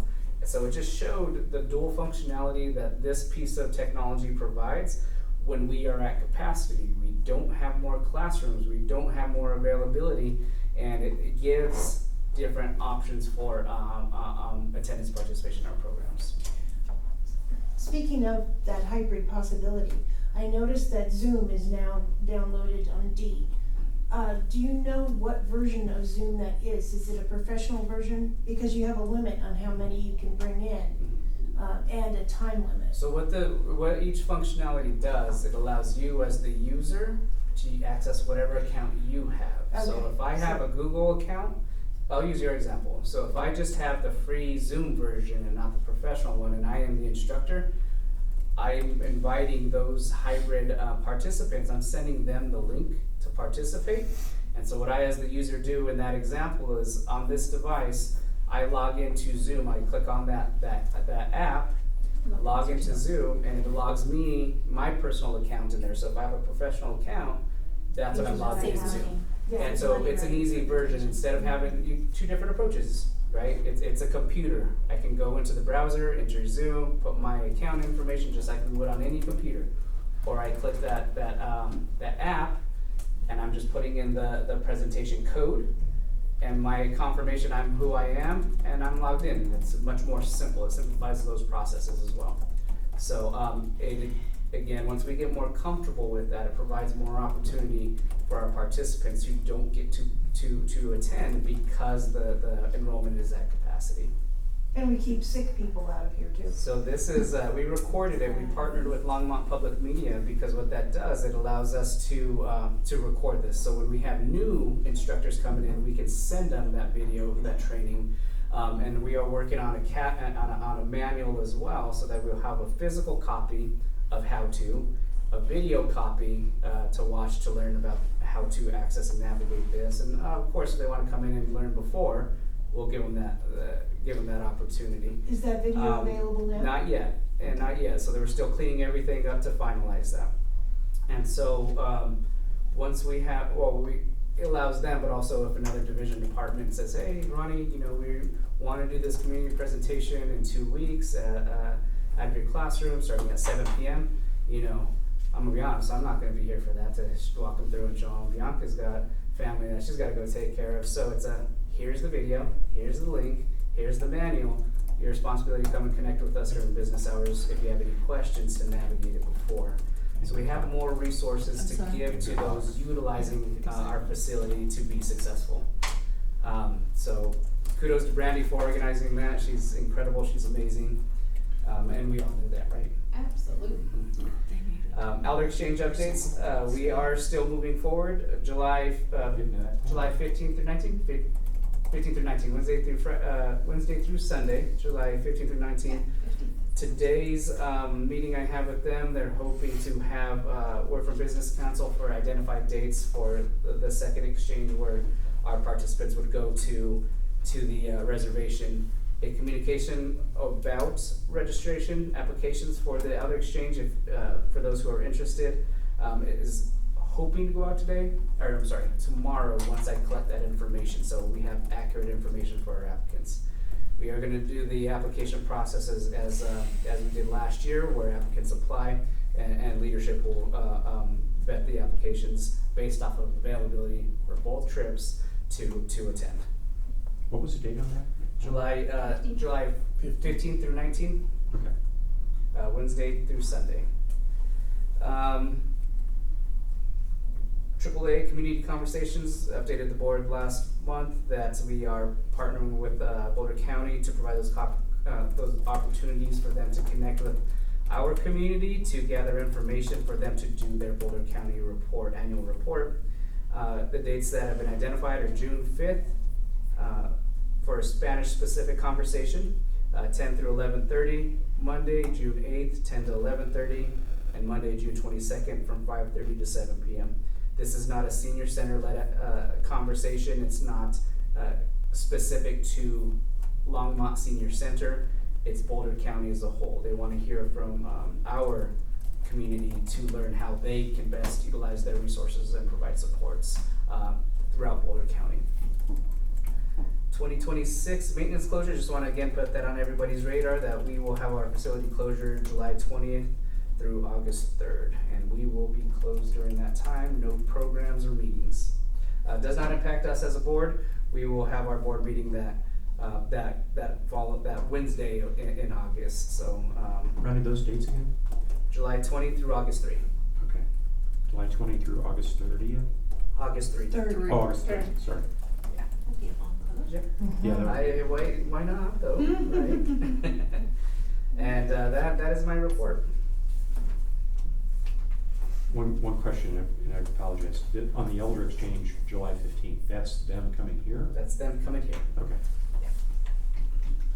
You think we'll follow the same format as last time, dinner at the museum Probably not the museum, but dinner, yes. Yeah, probably here. and any expectations of the advisory board participating in the meal? Not yet, but I would love to, once we get going, and get all those fine details ironed out. Right now, we just have a preliminary schedule, but still want to include our Friends Board, our advisory board, our past year's participants, our current staff, all hands on deck to really be a part of this process in different spaces and capacities. It'd be great for our once we have those pieces of information, our board to have a specific evening to help serve dinner, get to know participants from both communities, and just be a part of it. Thank you. Good question. Let's address the elephant in the room first. I was 10 minutes late.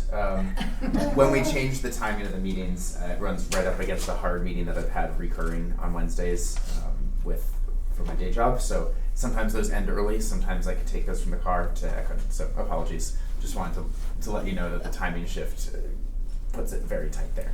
So I didn't even notice. it's not personal. Everyone else did. Oh, we did. We did. We noticed. I know you did, John. So I just wanted to note that and apologize. I do my best to get here on time, but it's not a sign of disrespect to any of you. Thank you for the feedback on the community survey. Just a couple other things I was looking into after that. On the methodology, I did pull up some additional information on that. And so if you're curious, it's going to be a digital first approach for the community survey. That will also include options for digital mobile, paper-based, and in-person surveys. With at least a Spanish language translation for the survey as well. And there'll be a broader open call with a particular effort on targeted outreach to underrepresented parts of our community. So just wanted to touch on that. We're trying to make it as plain language as possible. We're trying to make it as short as possible while still trying to get as much information out of it, which is the fun balancing act. Anyway, just wanted to share a little bit about the planned outreach on that. We just to tie a couple of that advisory policy operations conversation that we had early on back together here. I just want to know if you're at all unsure if something is a policy conversation or operations or advisory, just ask. Like, don't feel like you have to guess. Like, every board is navigating that in different ways. You can ask you can ask Ronnie, you can ask Christina, you can ask myself, but more like just ask. Don't feel like you have to dance around whether it's going to be something that is sensitive or not. We're pretty direct with folks, and is something an advisory or operational impact or policy decision can sometimes be perceived, can sometimes be subjective, and can sometimes be a fine line. So anyway, don't want to make you dance unnecessarily. Feel free to reach out. If you love dancing, go for it. Got a couple questions from residents, including a couple senior residents on the storm debris pickup process, and I just wanted to share a quick update on that.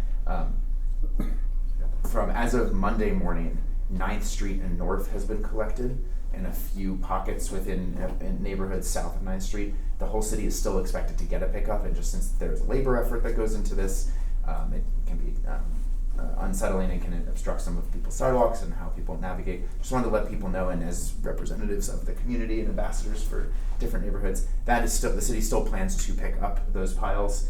My house has not been picked up either, so it's truly nothing personal. Ours has done. Okay, Yeah. so working for the South, that's great. We're working on that. Yeah, so anyway, just to let people know if they do ask or if they're wondering, over the next week and a half, it should be complete. But the city is still working through collecting that. Parts of North Longmont and like Central Longmont, particularly historic West Side and East Side, were particularly hard hit with some very large trees. And so there's just a finite capacity to pick up in any given week or day. So that is still happening, and it will continue to. And then lastly, I just wanted to note, kind of piggybacking off of Christina's conversation earlier on the council priorities discussion. Last night, if you are bored and are looking for a good 3-hour conversation, City Council went to 11:30 last night, really focused in a study session on council priorities for this year, following up on our retreat. Honestly, I thought it was a really fun, thoughtful conversation. We touched on a lot of different topics. You can get the Spark Notes version of that on the agenda portal last night, where you can, or just in general, where you can see like the short bullet list of what most of the topics largely encapsulated. But I did want to piggyback a theme that I offered, and I think a couple other council members brought to the table, was on community resilience. Looking at that from an environmental resilience, a social resilience, and an economic resilience standpoint, as kind of maybe a driving organizing principle. It's nothing's been like formalized there. Like, we're not saying that as our new charter, but like in terms of an organizing theme of what we're looking at that resilience throughout our community in different ways, and how people are supported, and the services that we're providing and the types of projects that we're doing, are those supporting a longer term resilience of our community, from infrastructure to services. Matthew, didn't you, I thought I read in the paper, you were kind of spearheading something to do, maybe piggybacks on what Boulder County's doing with better regulating data centers, and even, in their case, data centers and prisons, I think it was. But data centers. Yeah, I just saw that article in the county. I can speak to that in a moment. Yeah. Okay. Yeah, so just hold that thought for a second. A couple other things that I know this board is interested in. You've had presentations and discussions on transportation and traffic safety, housing, sense of place, affordability. All of that really came, I think, is very much reflected in our kind of core priorities of programs, policies, and projects that we discussed last night, in I think a very logical and reasonable way for us, and frankly ambitious. I think there's some really ambitious things that are that we're going to be working towards and are working towards. First in Maine, the transit station is like the most concrete version of that, but that has transportation and regional connectivity opportunities. It has spillover effects with the Front Range Community College campus. There's housing that's integrated out. There's economic reinvestment and business support that's going into that.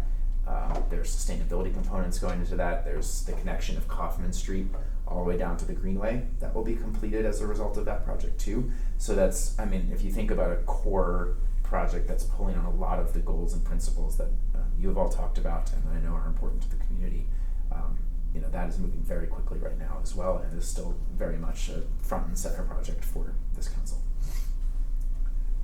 happy to take questions on any of that, since you asked.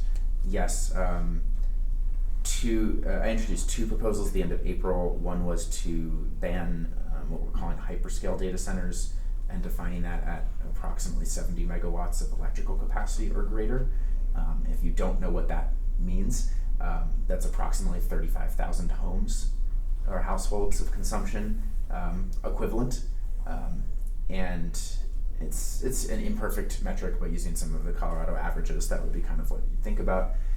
70 megawatts or, it's 100 megawatts or 5% of our utilities regional grid capacity, which would be approximately 70 megawatts. So whichever's lower is how we're defining that currently. The second proposal was to regulate and update our standards for those smaller scale data centers. Some of which we have in our community already and have for years. They support critical infrastructure, public safety, regional economic competitiveness, the biotech corridor that's around, and figuring out kind of what's the right Longmont size types of facilities that we can handle, and in some cases might actually enhance our grid resilience, might enhance our baseload generation, which can help with the overall rate basing for affordability of our rates. Sometimes very large customers can actually be helpful in that way of kind of averaging out so that the burden doesn't fall on all of us individually. So we're looking at kind of what types of facilities will work for us, what will meet our standards, and then what don't we want, or what's a disproportionate risk. And so that's kind of how we're thinking about it. I believe the hyperscale ban will be on second reading next week. The standards and regulations is going to take a much longer process and go through multiple advisory boards, including, I think, planning and zoning, sustainability, and I think Longmont Economic Development Partnership as well. So there's going to be two different conversations, one much more nuanced, one more of like, hey, we're going to draw a line here. That also follows the state legislative session, and if you didn't track that religiously, that's okay. There were two bills on data centers at the state legislation, neither of which passed. One was creating economic incentives to draw data centers to our state. One was setting environmental standards for data centers. Neither of those passed. So in the absence of that especially, we're going to set up some parameters for ourselves. And it's going to be an evolving industry. Data centers come in all shapes and sizes and purposes. And so we're going to continue to kind of follow how that industry evolves as well. Does that speak to? Yeah. Are you seeing that kind of that momentum in those proposals that you've made? Do you see that kind of replicating across the Front Range, or are we kind of starting to see a couple of things? Denver, I know a bunch of communities are putting moratoriums around the country, like a year or 6 month moratorium while they can wrestle with this. From my perspective, we could say no now, but we also control more utilities than most communities do. When you think electric, water, sewer, fiber, or with NextLight, though technically they wouldn't have to use NextLight. That's an opt-in, and we control the land use planning for the city too process. So there would be a few exceptions where maybe if you truly brought your own system for everything, you wouldn't have to interact with our utilities. And so that's where we're setting a couple parameters to just further make sure we're capturing kind of everything within the possible purview for where they're building their own generation. Yeah, there are some data centers across the country building their own power plants that are just independent of the grid. And the regulations for that vary just depending on the state and the air quality permits that they need or don't need for this. I've seen the IR footage from some of those drones. Yep. So I think the approach that we're taking is going to allow us to look at the nuanced use cases at kind of a small to medium scale facility more holistically, and say, hey, what's going to work for us and what parameters do we want to set? And then say, there are there are many being proposed now that are massive, and really, the 70 megawatts upwards start to pose more challenges. And again, that can get very large very quickly in some communities, and is challenging from an environmental justice standpoint, a resource consumption standpoint, and an overall land use decision. So, fortunately, I think Longmont is in a fairly robust place there because we manage our electric utility and our land use planning and our water utilities, but that doesn't mean that something couldn't slip through the cracks. And so Yeah. this is another guardrail that we're trying to put in place and to better manage that. Thank you. Yeah. Other questions about the broader priorities that I was talking about there? Other questions about anything else? Thank you for the support on the survey. Of course. All right. Area Agency on Aging. I missed the meeting in May, haven't seen minutes yet. I've got it. Oh, you do? Yeah. Oh, but somebody does. That's Yeah. nice. So, it was my first AA meeting, and I must say, they have good food there. So you're gonna go now, right? So I'll probably go again. Invite us. So what we discussed was long-term care ombudsman, which are advocates for vulnerable community members. Basically, if you are in a nursing home or assisted living and you're having problems, you can go to these advocates who will interact with the management of these organizations for you. So that was really interesting. There are 3,000 residents of Boulder County living in long-term care, 11 nursing homes, and 28 assisted living situations in Boulder County. So we discussed that and how that worked. We are required by the state to have those advocates either as employees or volunteers to represent all of those people in those facilities. So that was one. And it was good. It was a great presentation. Met some of the ombudsmen, and they talked about their work and what's going to go on in the future as the Boulder County has less money and has to depend more on volunteers for that work. Second thing we talked about was the contact with the Well-Mind Connection, which is mental health advocates for people who can just call in and that information.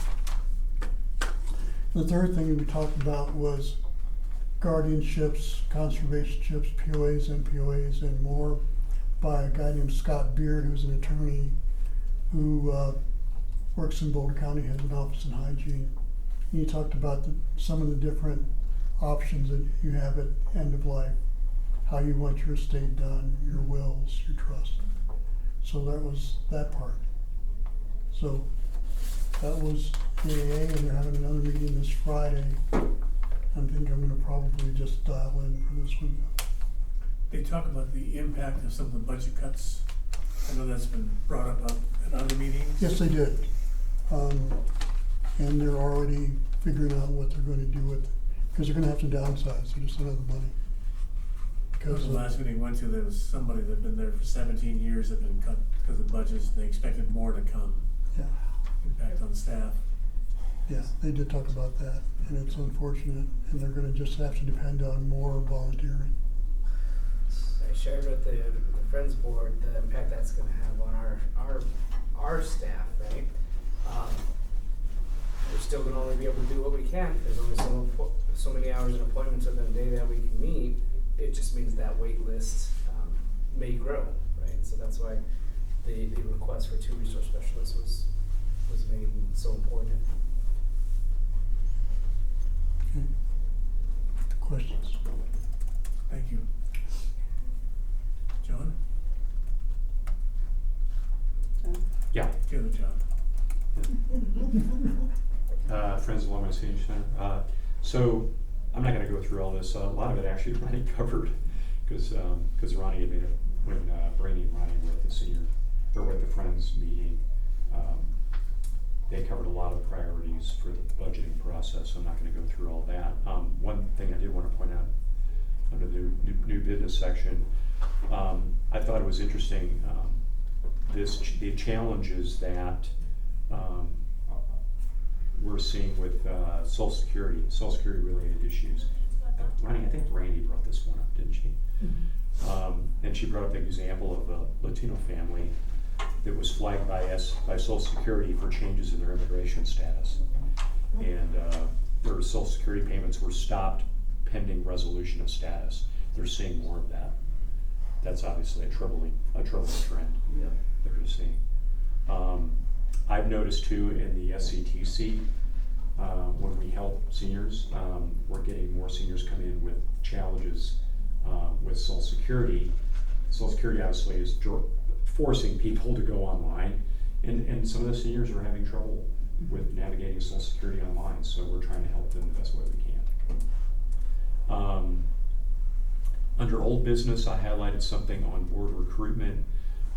Just FYI, Friends of the Longmont Senior Center, it was to, Ruth is gonna resign at the end of the month, or end of the year, so there are, Yeah, end of the year. There'll be 3 open positions. Four.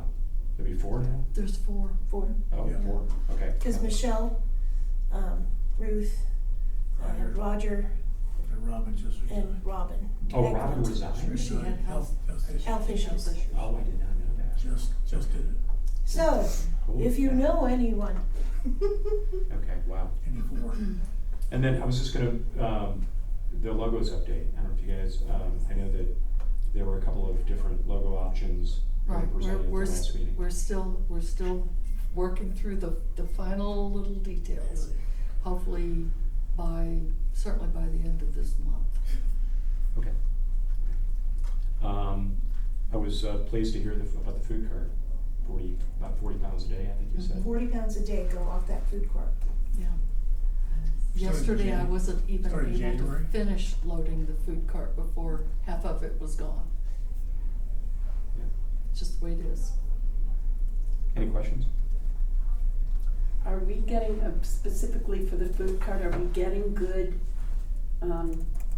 contributions? Are we able to refill it? Or are you able to refill it? The short answer is no. I'm getting great support from the Round Pantry, and then the organic support here from the Senior Center is a hit or miss situation. Right now I'm very short in protein. I've got canned vegetables, I've got macaroni and cheese, stuff like that, but tuna, soup, stews, hash, stuff like that. Tomorrow I put the last of what I have out, and I don't get to the food Round Pantry again until next Wednesday. Okay. So it's a problem. Is the Round Pantry, is that the organization that does the church up on 15? It's the Yeah, church. yeah.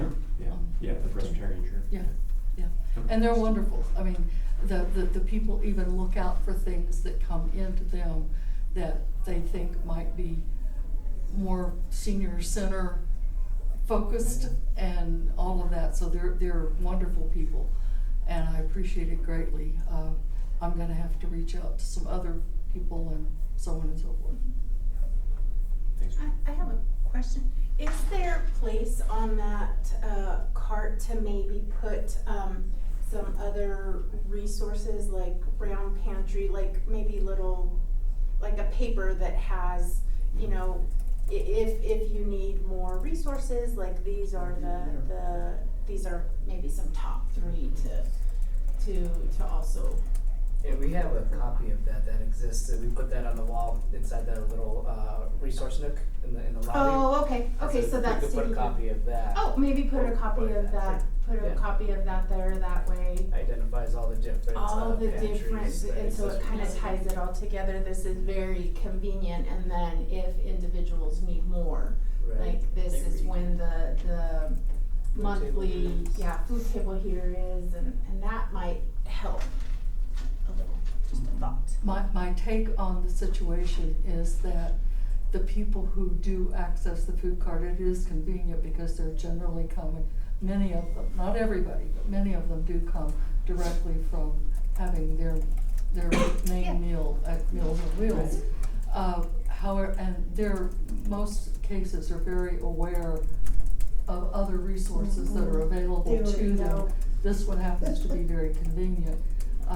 But there are some people who don't have access because they don't have transportation or that kind of thing. I've had a couple of pretty significant conversations recently.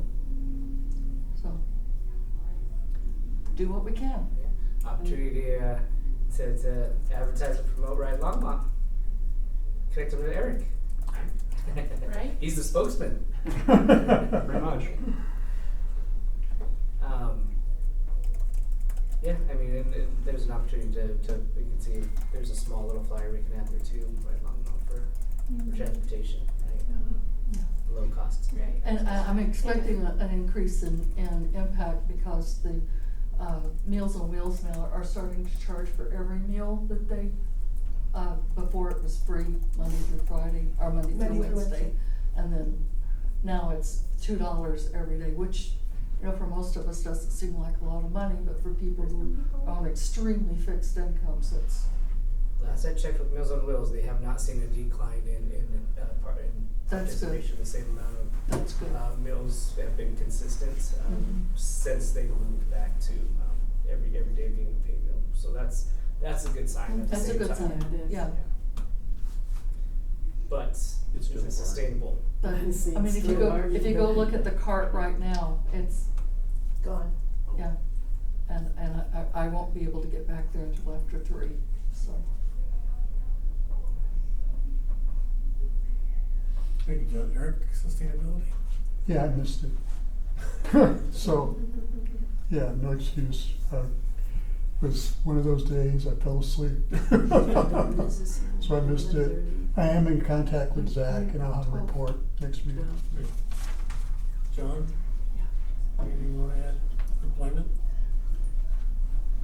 Just that the senior center will be hosting the Boulder Workforce Employment Workshop.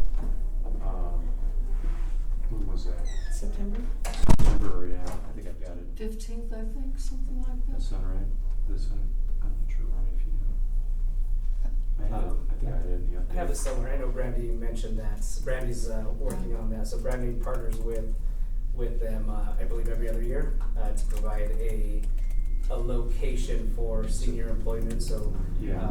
Boulder County Workforce organizes different organizations that need part-time, sometimes full-time work, and we just give them some space at the senior center to have that that we'll call it a job fair, have that space for that. Yeah, September 15th from 11 to 2 was the date that Brandy gave me.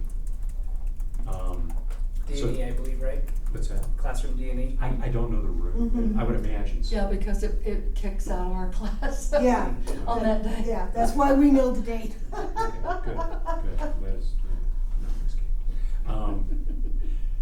Dave and I are It's all good. anybody's It's all- welcome, of course. it's Dave all and I- good. Oh, go ahead. I was gonna say, it's all good, cause there are 5 Tuesdays in September, and normally we only go the first 4, so we're just gonna skip the 15th, and we still get our 4 sessions in, Okay, cool. so. Anybody's welcome, of course. Dave and I are gonna be there. Dave and I were also at the last one that they had at the hub. That was in April. We were pretty impressed, I mean, with the employers that came. And we had discussions with them about employing seniors, and there were several, like Smuckers as an example. She was really keen on it. She's like, we've got a lot of roles at Smuckers where we think seniors could. And then St. Vrain wasn't there, but Boulder Valley School was there. And bus drivers is an example. He said a lot of our bus drivers are seniors. So I think I'm cautiously optimistic that the employers that'll be here, that there's going to be a lot of participation, and I think it's going to be good to get the senior, get people exposed to employers in Longmont and elsewhere that do hire seniors. So I'm excited. IHOP is needing a lot of employers. IHOP. IHOP? Yeah. Yeah. Yeah. That program, I said, oh yeah, they're bilingual especially, and not they need employees in IHOP. Right. Good. That's all I got. I think we've covered the board advocacy, talked about the survey. Anything else you wanna add there, John? I'm board advocacy. Dave's gonna cover that, mostly with the survey, we've already covered that. I don't think there's anything more on the survey than what No, I don't we talked think about. Eric, food table? Food table, last month, we had 54 people representing 134 family members, which was considerably down from previous months. And possibly it was because the time before we had primarily produce and not the variety that we usually get. This last time, we had lots of protein, lots of different types of things, but there just weren't the people there. So that's something we probably should look into. Yeah, what happened? Yeah, because we had a lot of stuff. We ended up reboxing, returning a whole bunch of things. But I think it dropped from 75 people attending to Yeah. 55, wasn't it, Eric? Yeah, Yes, it's a low, we've been averaging about 72, 75 Yeah. individuals representing. The household numbers have changed, the average household size has That's true changed. too. But that's, our first month was 50, and this is the lowest since then. But there was something special about that day. It was Oh, graduation. it was graduation, Yeah. and there was Mhm. Yeah. another. Yeah, there were a lot of things going on that Graduation. Saturday. And they There was a don't have to competing do- senior event at the museum that morning. Yeah, Yeah. so we'll see, and by the way, this next food table coming up marks the first year anniversary of the food table. Mm-hmm. So, I'm seeing Naomi tomorrow to see, we're approaching 8 or 9 tons of food in that year, I'll know more. So, Wow. Let's see what we can do about getting the word out again, repeating it, reminding people that the food table is gonna be yeah, going we could do, on. So that'd be that great if you could let people know. may just I know. spark people's I told them, reminders. don't forget, this is the second Saturday, you go Is- early. Don't forget. Is there any way we could make like a business card that had the times, not only of our food service, but other ones on it? And we as volunteers could hand them out in places. Check with Naomi, they may have something like that, we've never asked her. I don't know what At the very the cost beginning, would but be. not anymore. They used to. Yeah.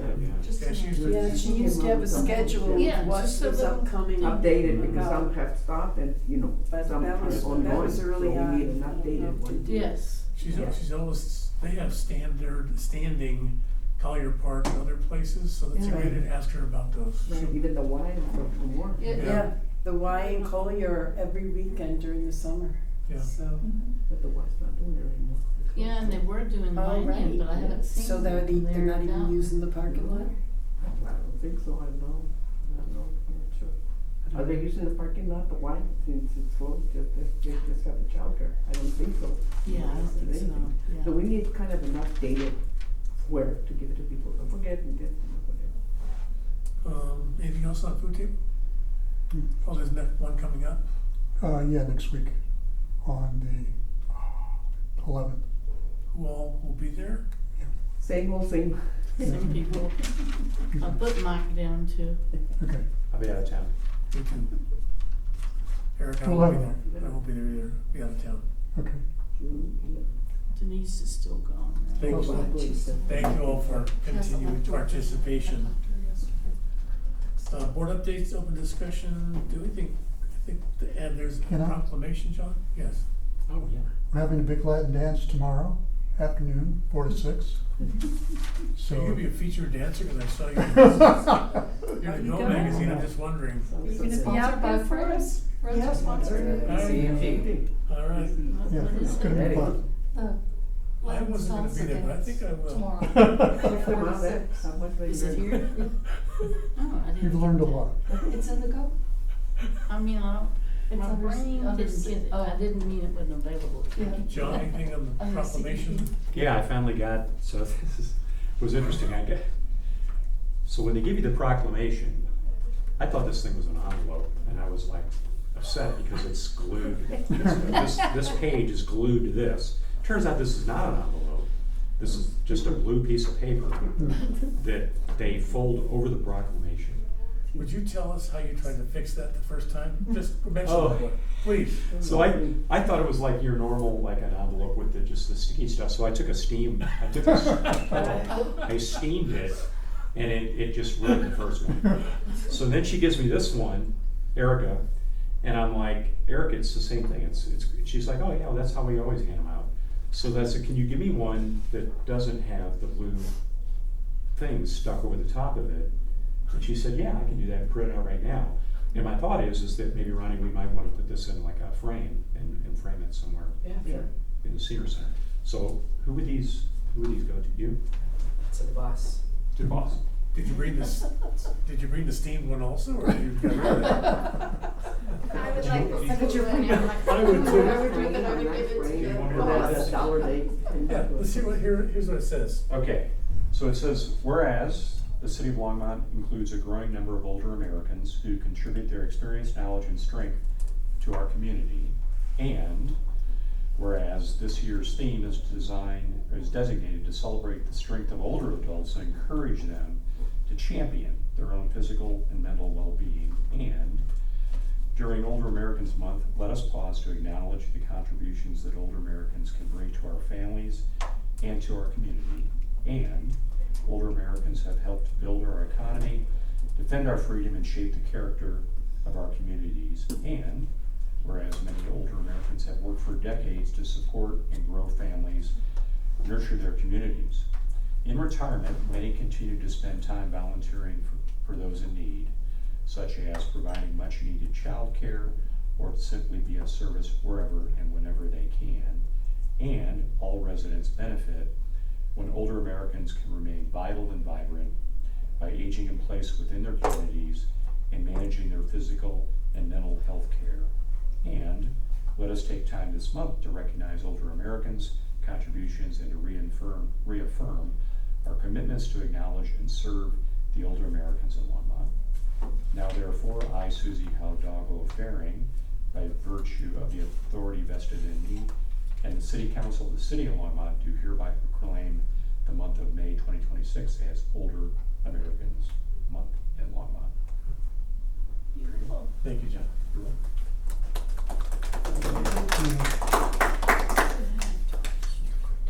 Future agenda items, you see the city manager is possibly on for next in Sandy Cedar. The advisory board annual review is, been pushed back from June 30th to August 11th. John and I plan on having a version of it at our meeting on the 5th. Get input from the board, anything changes you'd like to make. So, and any input you want to have as we're developing a PowerPoint, please let John or I know. Okay, Lonnie, Okay. you're up. Okay. I know that outreach has had has gone in a lot of different directions. People are, they're giving their own ideas of where they want it to go and stuff. I think it's time to kind of hone it down to what we're actually looking at. And I think it's really important to remember that from the beginning, we spoke about the fact that we're doing this in baby steps. We can't go out there and we can't put out all this information about what's available in the senior center if we don't have the resources back at home to take care of new people coming in. We'd love to take care of everybody. Wouldn't it be grand if we could open up the door and have 100 resource specialists waiting to talk to people? Well, we don't have that. So the idea that we're doing this in baby steps, we have to keep that in mind. Along that line, we felt that the first thing we could do was to address the LHA, Longmont Housing Authority, senior locations. Go and speak to the buildings, to the apartment buildings that have seniors in them, to let them know what's available at the senior center. And I also want to add, because it came up a couple of times, our information may not be just what's available back at the senior center, but it may give people some sources of information that are bigger. They may find out that they can contact people in the city about having certain problems, or They may have questions that go beyond what's available here, but we may be able to help them find where they can find it in other places.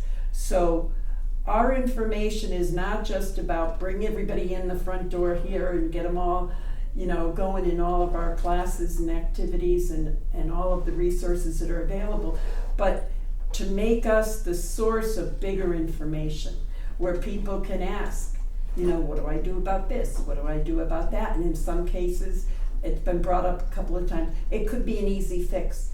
It could be an easy answer. And I would like that to be part of what we become, is outreach information. So, what we're gonna do is we're going to use the summer to talk to the people at the Longmont Housing Authority buildings. We're gonna do some presentations. We're gonna kind of give ourselves an opportunity to get a little more used to what we're gonna say and a little more, practice in how we do presentations. I would love it if at each one, there was one person from the committee who actually did the presentation. Other people want to attend, that's great. We could be there just to sit and listen to it for our own education and just to support the person who's speaking. So I did include with the information on that Ronnie sent out, I did include a kind of fact sheet that included a lot of information that you could then, who's ever speaking could pick from, can decide what they're going to use to do their own speech to make it comfortable for themselves and to still kind of include all the information that may come up. Sometimes it'll just be helpful to have the paperwork with you so you could touch on some things, and as the Q&As come up for that particular location or that particular group that we're speaking to, then we can address those in more detail. But you don't have to address all the detail in all the speeches because it probably isn't appropriate or needed. So the summer is going to be used for that. I contacted Guillermo, who informed me that I told him we wanted to look into talking to the Neighborhood Group Leaders Association. And I thought that maybe sometime in the fall would be good for that.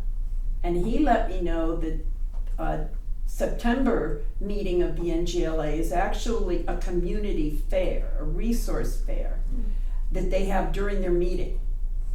So he asked if we could have a table and have information there. I thought that's perfect. That's exactly what we're gonna do. So in talking to make sure Christina and Ronnie know what's going on, if you let us know that we're okay to do that, we'll move forward with planning on being there, representing the senior center and having information available. What was that? And this is for that resource, That resource okay, fair, gotcha. right, cause it's here, right? Isn't it Is here? he planning it as a thing? You said in September? So Yeah, right, that's. he said I think he said the third Thursday of September. That's normally the meeting is the third Thursday of every So month. it'll be in the evenings. So he said during the September meeting 17? would be the resource. No, sorry, NGLA, they are starting to meet at the Civic Center now because they've grown Oh, wow, okay. so much, so it's, my assumption Okay, is that it's I at the will Civic check that Center, out but with I him would now. not know that. Thursday, Yeah, tomorrow, yeah, but this is great. I don't think Yeah, it's- no, it's not just yet. in Alex Fiesta. Okay, I will definitely check in with him on that one. And then I said, well, how about if we do another day, another meeting of just our presentation to all the NGLA meeting members? And he said we could do it in October if we wanted. So I thought that was pretty good that we could have two opportunities to talk to people and to kind of connect with them. One being that we do a fair, the other being that we actually do a presentation. Okay, so are we okay to plan on moving ahead with that? So for those two absolutely, because that fair, it's just the board as a representation in that space to bring that awareness for outreach. So absolutely for that one is a city event, and then the other one is a presentation to their board. Absolutely, you can schedule that. Okay. There's no special rules around that, right, Christina? If a board is presenting to another board, and if there happens to be more than two at a public meeting, right, they're just presenting to the board. That I'm not sure, that would be a So good I'll question ask- for Dawn. I'll ask that one. So Okay. I think it's the one in potentially in October was presenting to the NGLA members, the 45 neighborhoods that are represented. I don't think it So was. I have to check Yeah, on that. I don't think So, it's and if it's to a already- board, from one board to another. I think it's to their membership. So it would depend on how many advisory board members. Right. So So you don't think we can send more than two? Well, you can, as long as it's public, as long as it's, Cause it is being, Cause it is a it's publicly publicly meeting. I don't know. publicized And do we meeting, need to right? add in Publicized, one but it's not meeting to taped. make sure Right, that that's it right. reflects that? I would just connect yeah, with just Dawn. those details, Okay. absolutely. Just- Just so it's done correctly. Yeah. Absolutely. Sure, that sounds fine with me. And the second thing is, we wanna move forward, although I understand it's not using resources from the staff, and it's not using a lot of financial resources. What are our options to start getting a flyer together that we can use to give out, not necessarily at the,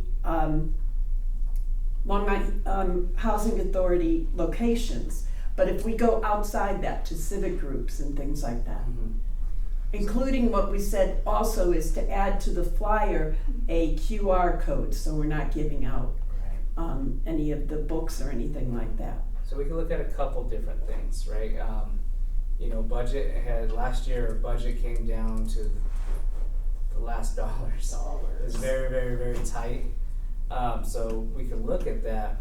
Another option is digital resources, right? Could we look at creating a digital flyer and focusing on the QR code? If we had something that is a physical copy instead of a whole sheet of paper, could it be 4 different, be able to cut it up and have Quarters. 4 flyers, you're right, versus just it being its own document. Sure. So, I mean, good opportunity for us to start looking at that. It gives me a chance to examine what options and resources we have available to support, and then we can figure out what that could be. So, what can the board do in real time? Definitely start looking at both options of if we were to do quarters. What needs to be in here so it's not a 5-page book, right? What can be captured here? And then also creating a full sheet, one that could be a digital copy, that could be the QR code option for more information, So Okay. those can be explored right now. That could be explored in real time, Good. and figuring out what we could do with that once we have those. Okay. How about if we consider looking at the sheet that I had Ronnie send to you guys about, and you guys didn't get it, and I am so sorry. I was gonna send it to you separately, and then my brain went elsewhere, so I didn't get it out to you. I will do that this afternoon. Side note, we're speaking tomorrow at the Village on Main. Would you guys like to have the Friends represented? I think that's probably too fast a turnaround I for us to figured.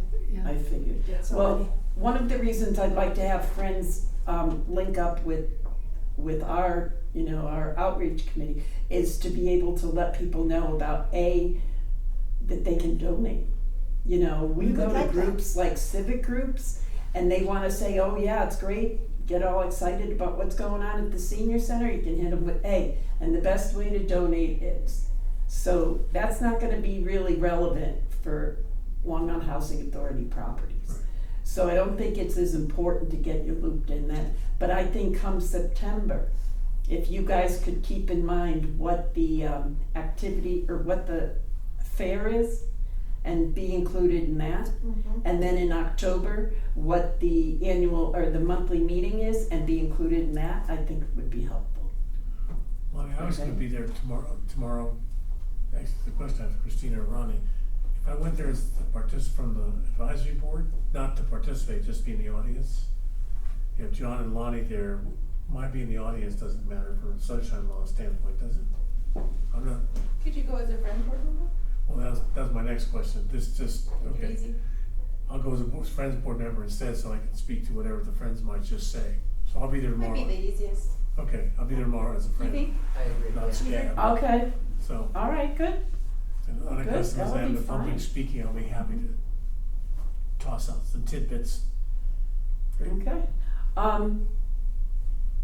So what do people think, looking at the sheet that I put down as far as what we could use as bullet points to speak of, what do we think are the important items that we need to have in this little blurb that we're gonna hand out at meetings to give people a condensed version of information for the senior center?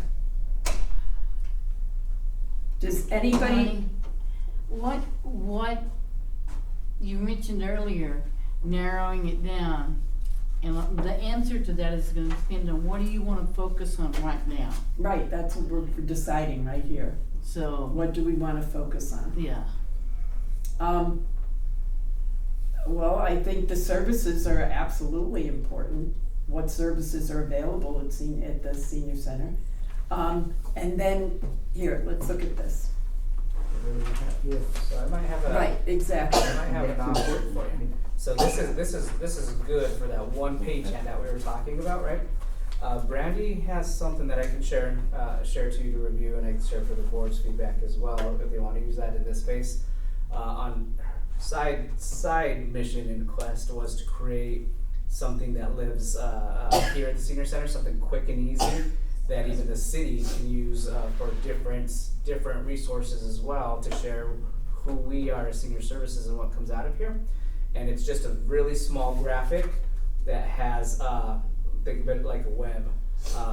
The different things that come out of here: advisory board, friends board, supportive services, recreation services, Meals on Wheels, and it's just 2-3 words for each one. That we're gonna clean, that she's gonna work with a small team to kind of clean up again, so it's not over relaying information. It's not an eyesore, right? It's something that's just real quick and easy that someone can in 10 seconds learn what we do, what we offer, and that would create an opportunity for that little graphic. If we did those quarters that we were just talking about, a visual representation, easier on the eyes, catches attention, can connect to the digital copy, a QR code or something that can take them to the detail breakdown of each one of those. So there would be a QR code on the quarter? It could exist, right? It could be in there as well. And so, opportunity for us to look at that. So I could send that along with Councilmember Popkins' availability, since I'll be emailing the board on his availability for a future meeting. I can add that as an attachment there for everybody's review as well. Is that done? Is it done now? The Short version? a short version, Oh, yeah. good. We And may as so- well just utilize that. Yeah. Right, an opportunity just to, here's that quick handout, here's who we are, follow that QR, or go to our website for more information. But in those quick, and I wanna say, Lonnie, I appreciate your approach on being very intentional in the process, so it's not rushed, there's opportunity for direction and focus, consistency, and a clear message in these opportunities for outreach. And thank you for being mindful of the impact that could have on their experience walking through the door if they are, learning about supportive services, those resources that are available, but then learning in real time that now we have a 6-week wait to receive that support. That's what we don't wanna do. Right, and so this approach with that graphic, with this information, just brings that awareness, right, of who we are, what we offer. And I'm sorry, where was I leading with that? Your systematic approach, just being very intentional, of it not being rushed, us making sure we have the information in place, whoever's doing the outreach is informed, because what we want to be experts of the information that we are presenting on. We don't have to be experts in everything listed here, right? But we need to have those key pieces of information so we know what to communicate, how to communicate, and now we're not leaving a bunch of open-ended questions to where we have an overflow of phone calls at the front desk now, and we're talking about like capacity, the positive work of the impact some of those things would have, right? Right. And so I just want to say I appreciate us being very intentional in that process, but I think you got a lot of good things in place. And it starts with those small presentations, just surface level information on Friends, advisory, resource services, recreation services, Meals on Wheels. And then, because of all of these things, this is what we build. We build community, we build connection, the opportunity to learn, to interact, to learn new skills, to dance, right? All of these things. And so it's more of a general, at that point, turns into a general presentation, surface level information, but when you have your own time now, you can, here's those 2 pieces of resources of information. Do a deeper dive if you're interested, right? And so I think the approach you have is what, well, my opinion, what would work best in this work. Good. Because I wanted to keep it slow. I didn't want to rush forward and then be literally, letting the door open to a ton of people because we gave them information, but finding out they can't use it because they're Right. going to wait 8 weeks for an appointment. And Meals on Wheels. So an example, like we were pretty well versed on what happens through our recreation services and our sport services, but an opportunity to, in that process from now till October, learn more about Meals on Wheels. We learned that it is now a paid service, right? I was able to inform everybody today that since then they have not seen a decline in participation, so we know, right? I can provide more information on the increases that they've seen over the years, what options exist, how many more people are coming on site for that service, but home deliveries, right? And so I can inform in those spaces, so we have more than that surface level handout and some things that might not be listed here, but you have that foundational Right. knowledge of information for each one of those categories. Yep, and as we find out it can be added, it can Right. just be added, Right. Nothing's So- set in stone. So an opportunity to really learn on those things that we're talking about, absolutely. And I would like it to get to the point where we're letting people know about being able to rent the rooms. So it may create some revenue. And We can we've do got all a of these really good things, place right? for meeting rentals, and not only can it be used for instruction, but it can be used for, outside groups, civic groups, things like that, just renting a room, Right. so that they can do. Right, and Do your deal. and we have that expert in the room, so the board can learn more about those details of what Bianca sees in those reservations. Who is Right. reserving it? How many more is she seeing in those increases? What rooms are being utilized more than the others? And so an opportunity to learn about each one of those things. And ultimately, if there are groups, civic groups, things like that, who say, hey, we really want to support the senior center, how can we do it? Here's a way to make a donation. Yeah. As a group, You got it. if And you then- like what you hear, here's a way to make a donation. See, And I'd like to add that to You it got too, it, Lonnie. eventually. You got it. I love it. Keep building that revenue, keep seeing revenue opportunities that are not taking away from anything, but actually giving to the senior I center. think you're. I'd like to hear that a lot. You hit it on the head. Yeah. I'll tell you. So they can't advertise in the Go magazine, but they can rent space, right, For- as a revenue creator. Right. Yeah. Right. Absolutely. Right. Good thinking. All right. So I think that's about it. I'll get with Ronnie and we'll look at what we're gonna do as far as the flyer. I will get you guys all the information I have, so you'll have it this afternoon, and I apologize for not getting, I even have a little separate group for you guys alone, so I always make sure I send it to, email it to you guys too, so I will do that. And, I like where we're at as far as where we've come to today, because I felt like we were we needed to be kind of honed in on deciding what direction we're gonna go in. And this gives us till September that we do our first official, outreach presentation, and that'll be at the at the fair. You also have, the Friends are gonna be going to Chamber of Commerce meetings.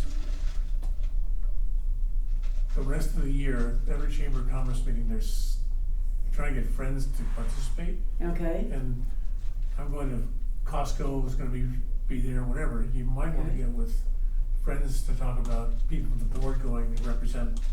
how often are those meetings? Monthly. I'll send you a Okay, list, good. I'll send you the list. Because one thing I'd also like to do is to get our outreach group to be the pros, to be the ones that on a dime, they can say, hey, by the way, there's an event going on in 2 weeks, good. Let's get there, let's put a table up, let's put some Yeah. flyers out, let's talk senior center. And that's really things that staff doesn't have the capacity No. Right. to do. They don't. And so that, and it's needed, so that's amazing. Yeah. I remember a couple of years ago, and I first brought up the idea of outreach. People were like, whoa, we have absolutely no time to do it. And I was like, well, sure, but is there anybody that does? Or is there anybody that could be doing it? And it came back to the board. So that's why it's always been in the back of my mind to get involved with outreach, because we can be the voices for the senior center. Yeah, the friends. That's your advocacy role. Yep, Yep. the friends Exactly. just did a presentation to the Rotary in Niwot, and they asked, could you, just as an introduction, they asked us to come back and speak.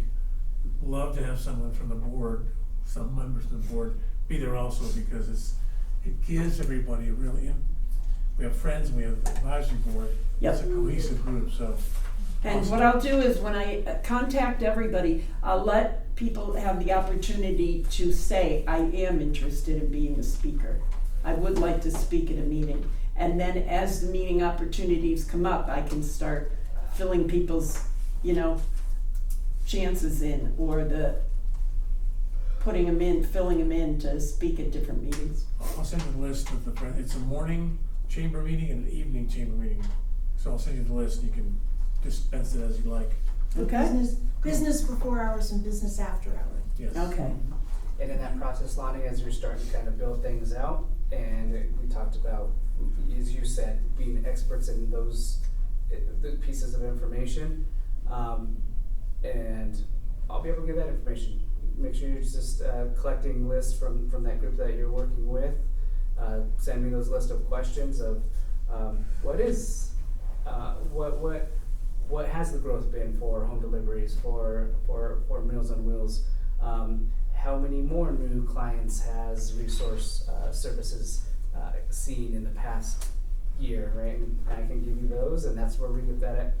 By asking those deeper level questions, higher level questions, is where we become the experts of Right. seeing the growth, how many people have come in the door. And we could have like a shared FAQ.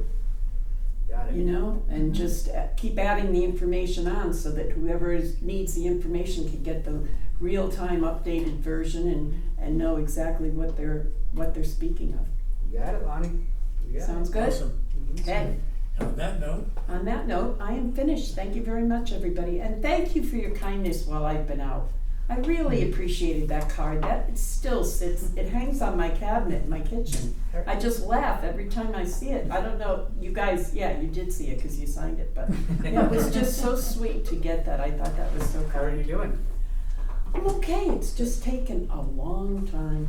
It's yes. gonna be another 2 months in the sling and PT, so it's a tough one. That BT, they're throwing that thing all over the place, aren't they? No, but thank God, no pain, no gain is no longer the attitude. Yeah, that doesn't work. Motion for Kind of adjournment? decided that doesn't work too well, so. Second? All right, we are adjourned.